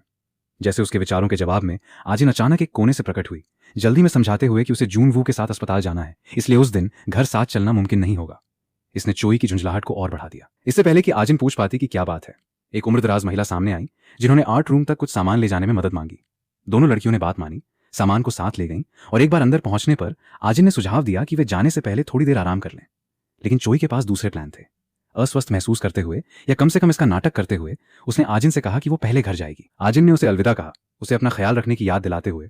एक बार जब चोई बाहर निकल गई, उसने अपनी योजना को अंजाम दिया। एक त्वरित हरकत के साथ उसने पीछे से दरवाजा लॉक कर दिया, आजिन को अंदर फंसा दिया और उसे अपनी मर्जी से बाहर निकलने से रोक दिया। लॉक की हल्की सी आवाज गूंजी, जिससे आजिन बेखबर रही कि चोई ने अभी क्या किया था। आजिन आखिरकार कमरे को व्यवस्थित करने का काम खत्म कर चुकी थी। हर किताब, कागज का हर टुकड़ा, हर कुर्सी अपनी सही जगह पर रखी जा चुकी थी, और वो एक पल के लिए खड़ी होकर उस नजारे को देखने लगी। एक शांत सफलता का एहसास उस पर छा गया, लेकिन वो जल्दी ही एक असहज करने वाली सिहरन में बदल गया जिसने उसके शरीर को कंपा दिया। हवा अजीब तरह से भारी लग रही थी, पहले से कहीं ज्यादा ठंडी, और जल्द ही उसकी सांसें असमान हो गईं। उसे खांसी होने लगी। उसका सीना ऐसे भींचने लगा जैसे कोई अदृश्य चीज उसके फेफड़ों पर दबाव डाल रही हो। वो दरवाजे की तरफ बढ़ी, हवा के लिए बाहर कदम रखने की उम्मीद में, लेकिन जब उसने इसे खोलने की कोशिश की तो हैंडल ने घूमने से मना कर दिया। पहले उलझन हुई, जिसके बाद धीरे धीरे डर की एक लहर छा गई। उसने और जोर से खींचा, इसे बार बार खटखटाया, लेकिन वो टस से मस नहीं हुआ। उसकी खांसी एक पल के लिए रुकी, झटका उसके पूरे शरीर पर हावी हो गया। उसके दिमाग में जल्दी ही एक विचार आया। शायद सुरक्षा गार्डों को अंदाजा नहीं था कि वो अभी भी अंदर है। शायद उन्होंने बिना चेक किए दरवाजा लॉक कर दिया था। यही बात होगी। फिर भी उसके विचारों के बाद जो खामोशी छाई, उसने कमरे को और ठंडा बना दिया। आजिन का दिमाग जून वू की तरफ चला गया। वो अब तक इंतजार कर रहा होगा, ये उम्मीद करते हुए कि वो अपना वादा पूरा करेगी। जो वादा उन्होंने किया था वो उसके दिल में एक बोझ की तरह बना हुआ था। उसे वादे तोड़ना नापसंद था, खासकर उससे। कमरे में फंसे हर सेकंड ने उसके सीने को और भारी कर दिया, और उसके उलझन में इंतजार करने की सोच ने उसे बेचैनी से भर दिया। इस बीच क्लासरूम में जून वू आगे की प्लानिंग करने में व्यस्त था। उसकी उंगलियां उसके फोन की स्क्रीन पर चल रही थीं, क्योंकि वो उन जगहों की तलाश कर रहा था जहां वे अस्पताल के बाद जा सकते थे। उसका एक हिस्सा उस दिन को उसके लिए खास बनाना चाहता था, ताकि वो जिस भी दर्द को झेल रही है उसे कम कर सके। उसका चुनाव आखिरकार सिनेमा पर टिका। शायद एक फिल्म उसके चेहरे पर दोबारा मुस्कान ला दे। उसे हंसते हुए या आराम से पीछे झुकते हुए देखने की सोच ने उसकी अपनी चिंताओं को कम कर दिया। लेकिन समय निकलता गया और आजिन वापस नहीं लौटी। जून वू ने घड़ी की तरफ देखा, फिर दरवाजे की तरफ। उसका सब्र धीरे धीरे चिंता में बदलने लगा। देर हो चुकी थी, बहुत देर। एक पल के लिए उसने ये भी मान लिया कि वो घर चली गई है, लेकिन उसके बगल में रखा उसका स्कूल बैग कुछ और ही साबित कर रहा था। उसकी भौहें तन गईं। कुछ सही नहीं था। आखिर क्या चीज उसे रोक सकती थी? उसके विचारों का सिलसिला तब टूटा जब उसने क्लासरूम की तरफ कदमों की आवाज आती सुनी। उसके सीने में राहत की एक चिंगारी चमकी, लेकिन जब वो शख्स अंदर आया तो वो आजिन नहीं थी, वो चोई थी। वो एक असामान्य तेजी के साथ आई थी, और इससे पहले कि जून वू कुछ पूछ पाता, उसने समझाया कि आजिन को कुछ जरूरी काम था और वो जल्दी में घर चली गई है। उसने यहां तक कि उस पर जोर दिया कि वो इसके बजाय उसके साथ अस्पताल चले। जून वू ने भौहें सिकोड़ी। उसका यह स्पष्टीकरण उसे सही नहीं लगा। अगर आजिन सचमुच चली गई थी तो उसका बैग अभी भी यहां क्यों था? चोई ने उसके शक को नोटिस किया होगा, क्योंकि उसने जल्दी से बैग उठाया और उसे एक लॉकर में ठूंस दिया। एक लंबी सांस लेते हुए, जैसे पकड़े जाने से बाल बाल बची हो, उसने एक और झूठ जोड़ा, ये दावा करते हुए कि आजिन ने उसे इसे अपने पास रखने के लिए कहा था। जून वू को यकीन नहीं हुआ। इस पूरे नज़ारे के बारे में कुछ अजीब लग रहा था। वो अचानक खड़ा हो गया। उसका फैसला पहले ही हो चुका था। अगर आजिन नहीं आ सकती थी तो वो अकेले ही अस्पताल जाएगा। लेकिन चोई ने उसे जाने देने से मना कर दिया। वो उसके पीछे भागी। उसकी झुंझलाहट बाहर आ गई। उसके आत्मसम्मान को ठेस पहुंची कि उसने उसे इतनी आसानी से खारिज कर दिया। वो हान चोई थी, और फिर भी उसने उसे ऐसे किनारे कर दिया जैसे उसका कोई वजूद ही ना हो। ठुकराए जाने का यह दंश उसके सीने के अंदर चुभा, उसकी उम्मीद से कहीं ज्यादा तीखा, जबकि जून वू सिर्फ ठंडे इरादे के साथ आगे बढ़ गया। आर्ट रूम में वापस आजिन का शरीर कांप रहा था, क्योंकि ठंड उसकी हड्डियों तक पहुंचती हुई लग रही थी। उसके आसपास की हवा अस्वाभाविक रूप से बर्फीली थी, जैसे कमरे को खुद गर्माहट में छोड़ दिया हो। हर सेकंड पिछले वाले से ज्यादा लंबा खिंच रहा था, और कॉरिडोर में किसी कदम या आवाज की गूंज न होने से उसे एहसास हुआ कि कोई भी आर्ट रूम के करीब नहीं आ रहा है। उस खामोशी ने सिर्फ इस एहसास को और बदतर बना दिया कि वो स्कूल के एक भूले बिसरे कोने में फंस गई है। उसके दांत किटकिटाने लगे और उसने खुद को कसकर पकड़ लिया, उस ठंड के खिलाफ थोड़ी सी भी राहत पाने की कोशिश करते हुए जो उसे घेरे हुए थी। लेकिन वो जितनी कोशिश करती, ये उतना ही असहनीय होता जाता। इसे और ज्यादा बर्दाश्त करने में असमर्थ, उसने निराशा में खुद को लॉकर की तरफ बढ़ाया, ये उम्मीद करते हुए कि उसे एक कंबल मिल जाएगा, या शायद कोई भी ऐसी चीज जो उसे इस चुभती हुई हवा से बचा सके। जब उसने इसे खोला और पागलों की तरह ढूंढा तो उसके हाथ कांप रहे थे, लेकिन शेल्फ खाली थे। उसे राहत देने के लिए कुछ नहीं था। निराशा उसके सीने में भारी होकर बैठ गई। लेकिन तभी उसकी नजर एक ऐसी चीज पर पड़ी जिसने उसे रोक दिया। एक प्लास्टर का स्टैच्यू चुपचाप कोने में खड़ा था। उसके कोरे सफेद नैन नक्श अपनी जगह जमे हुए थे, और फिर भी वो जितनी देर उसे देखती, उसका दिल उतना ही भारी महसूस होता। एक याद उसके दिमाग के किनारे पर फुसफुसाई। वे कहानियां जो उसने कभी सुनी थी, जिन्हें उसने हमेशा बेवकूफी भरी चेतावनियां समझकर टाल दिया था। वे प्लास्टर के स्टैच्यू और उनकी खोखली स्थिर आंखों के बारे में बात करती थीं। वे कहती थीं कि जो कोई भी उन खाली आंखों में बहुत देर तक देखेगा, उसकी एक रहस्यमयी, न समझ आने वाली मौत हो जाएगी। जैसे ही वे शब्द उसके दिमाग में दोबारा गूंजे, उसकी त्वचा पर डर की सिहरन दौड़ गई। उसकी सांसें असमान हो गईं और उसने दूसरी तरफ देखने की कोशिश की, खुद से यह कहते हुए कि यह सिर्फ एक अंधविश्वास है, बच्चों को डराने के लिए बनाई गई कोई चीज। फिर भी वो विचार उससे कसकर चिपका रहा। छोड़ने से मना करते हुए वो करीब आई, अपना हाथ उस ठंडे प्लास्टर पर टिका दिया, जैसे वो ठोस सतह उसके तेजी से धड़कते दिल को शांत कर सके। लेकिन जैसे ही उसकी उंगलियां वहां टिकी, एक छोटी सी हरकत ने उसका ध्यान खींचा। उसकी नजर नीचे गई और डर ने उसे जकड़ लिया जब उसने महसूस किया कि वो क्या था। एक मकड़ी सतह पर रेंग रही थी। आजिन का पूरा शरीर एक बार में पीछे हटा। वो मकड़ियों से नफरत करती थी, हमेशा से, और उसके इस अचानक नजारे ने उसे चीखने पर मजबूर कर दिया। वो आवाज उस खाली आर्ट रूम में तीखेपन से गूंजी, सन्नाटे को कांच की तरह तोड़ती हुई। घबराहट में वो पीछे लड़खड़ाई और दरवाजे की तरफ भागी। उसकी मुट्ठियां उस पर बार बार वार करने लगीं। उसकी मिन्नतें उस शांत गलियारे में बिखरने लगीं। हालांकि वो जानती थी कि कोई उसे नहीं सुन सकता। उसने किसी के भी आने की भीख मांगी। जवाब में आई उस खामोशी ने उसके डर को और गहरा कर दिया। चिल्लाने के कारण उसका गला दुखने लगा था, लेकिन फिर भी कोई कदम नजदीक नहीं आया। बाहर अंधेरा छाने लगा था और कमरे में रेंगते सायों ने सब कुछ और बदतर बना दिया। आर्ट रूम अब एक क्लासरूम जैसा कम लग रहा था, और एक जाल जैसा ज्यादा, एक ऐसी जगह जहां वो अनसुनी और भूली बिसरी रह सकती थी। उसका दिल दर्द से भींच गया जब सालों पुरानी एक याद पूरी ताकत के साथ वापस लौटी।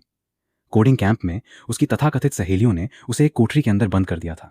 उसे उस दम घोटने वाले अंधेरे में छोड़ दिया था। वो तब भी रोई थी, अकेलेपन और डर से बेहाल होकर, जब तक कि आखिरकार कोई आया था। एक हाथ आगे बढ़ा था और उसने उसे आजाद किया था, उसे वापस रोशनी में खींचते हुए। वो शख्स उसका अप्रत्याशित तारणहार रहा था, एक शांत याद दिलाता हुआ कि वो इस दुनिया में पूरी तरह अकेली नहीं है। लेकिन अब इस पल में ऐसा लग रहा था जैसे इतिहास खुद को दोहरा रहा है, सिर्फ और क्रूर होकर। क्या होगा अगर इस बार कोई ना आए? उसकी आंखों के सामने धुंधलापन छा गया जब वो उस ठंडे दरवाजे के सहारे बैठ गई। उसने अपने दिल में खामोश दुआएं मांगी, एक जवाब के लिए बेताब, एक चमत्कार के लिए जो उसे डर की इस पकड़ से आजाद कर सके।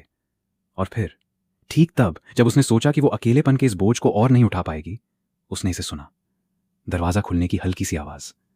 कमरा खुलते ही रोशनी अंदर बिखर गई और उसने अविश्वास से ऊपर देखा। उसकी सांसें थम गईं जब उसने उसे देखा। उसकी याद का वही शख्स जिसने कोडिंग कैंप में उसकी मदद की थी। उसकी मौजूदगी स्थिर थी, लगभग अवास्तविक, जैसे उसकी बेताब ख्वाहिश का जवाब ठीक वैसे ही मिल गया हो जैसी उसने उम्मीद की थी। वो उसके पास आया, शांत और अविचल, और धीरे से अपनी जैकेट उसके कांपते हुए शरीर पर डाल दी। उसकी वो गर्माहट उसके चारों ओर एक लंगर की तरह लिपट गई जो उसे निराशा के किनारे से वापस खींच लाई। वो सिर्फ घूर सकती थी। उसके चेहरे पर हैरानी साफ थी, ये सोचती हुई कि किस्मत ने एक बार फिर उसे उसके पास कैसे ला खड़ा किया। यहां तक कि जब वो उस रात घर लौटी, वो याद उसके दिमाग में बार बार घूमती रही। वो बमुश्किल यकीन कर पा रही थी कि ये सच में हुआ था, और उस सोच ने उसके दिल पर भारी दबाव बनाया। ये सब बहुत अवास्तविक लग रहा था, जैसे उसने कोई सपना देखा हो, और किसी भी पल वो जाग सकती थी और पा सकती थी कि ये उसकी कल्पना के सिवा कुछ नहीं था। अगली शाम आजिन और चोई ढलते सूरज की हल्की रोशनी में साथ घर चल रही थीं। हवा ठंडी थी और ट्रैफिक की धीमी आवाजें दूरी पर गूंज रही थीं जब आजिन ने पिछले दिन के उस मुश्किल अनुभव से अभी भी सहमी हुई लेकिन राहत महसूस करती हुई ये बताना शुरू किया कि उसके साथ क्या हुआ था। उसने समझाया कि कैसे उसे आर्ट रूम के अंदर बंद कर दिया गया था, कैसे घंटे अंतहीन खींचते चले गए थे और कैसे निराशा उस पर हावी होने लगी थी। चोई ने ध्यान से सुना, हर सही मौके पर अपना सिर हिलाया, लेकिन उसके हाव भाव शांत थे, लगभग बहुत ज्यादा शांत। उसने अज्ञानता का नाटक किया, ऐसे बर्ताव किया जैसे उसे इस बात का कोई अंदाजा न हो कि आजिन किस बारे में बात कर रही है। यहां तक कि मासूम उत्सुकता के साथ ये भी पूछा कि वो बाहर निकलने में कैसे कामयाब रही। आजिन का लहजा थोड़ा उजला हुआ जब उसने समझाया कि उसका पहला प्यार ही वो शख्स था जिसने उसकी मदद की थी। वो नाम धीरे से आया, लेकिन वो एक भारी वजूद रखता था, मिस्टर ग्वांग ह्यून। उस नाम के जिक्र पर चोई की यादें ताजा हो गईं। उसे वो समय अच्छी तरह याद था जब आजिन को पता चला था कि उनकी पहले से ही एक गर्लफ्रेंड है और उसका दिल कैसे टूट गया था। आजिन बिना रुके रोई थी, उसकी भावनाएं कच्ची और बेलगाम थीं, और चोई को उसे सांत्वना देने में, उसे शांत करने और उसे किसी स्थिर मानसिक स्थिति में लाने की कोशिश में दिन बिताने पड़े थे। वो पल चोई के विचारों में दर्ज हो गया था, एक याद दिलाता हुआ कि उसके लिए उसकी भावनाएं कभी कितनी गहरी थीं। अब आजिन की आंखें उत्साह से चमक रही थीं जब उसने समझाया कि वो अब सिर्फ एक धुंधली याद नहीं है, बल्कि अब उनके स्कूल में एक इंटर्न है।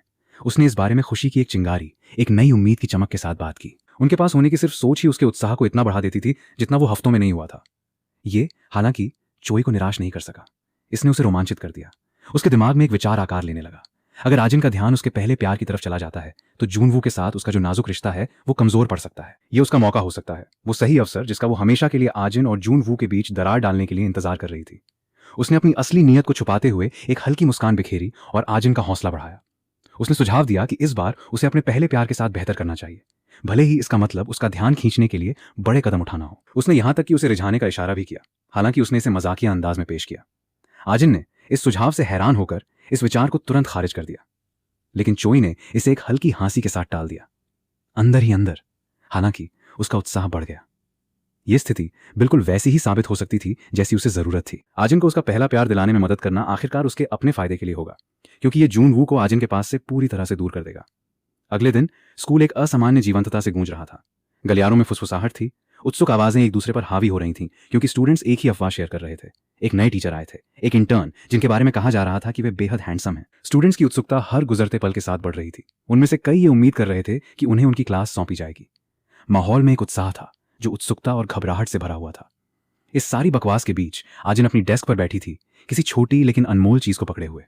उसके हाथों में वो ड्रिंक थी जो मिस्टर ग्वांग ह्यून ने उसे पिछले दिन दी थी। दूसरों के लिए यह सिर्फ एक साधारण ड्रिंक थी, लेकिन उसके लिए यह एक खजाना थी।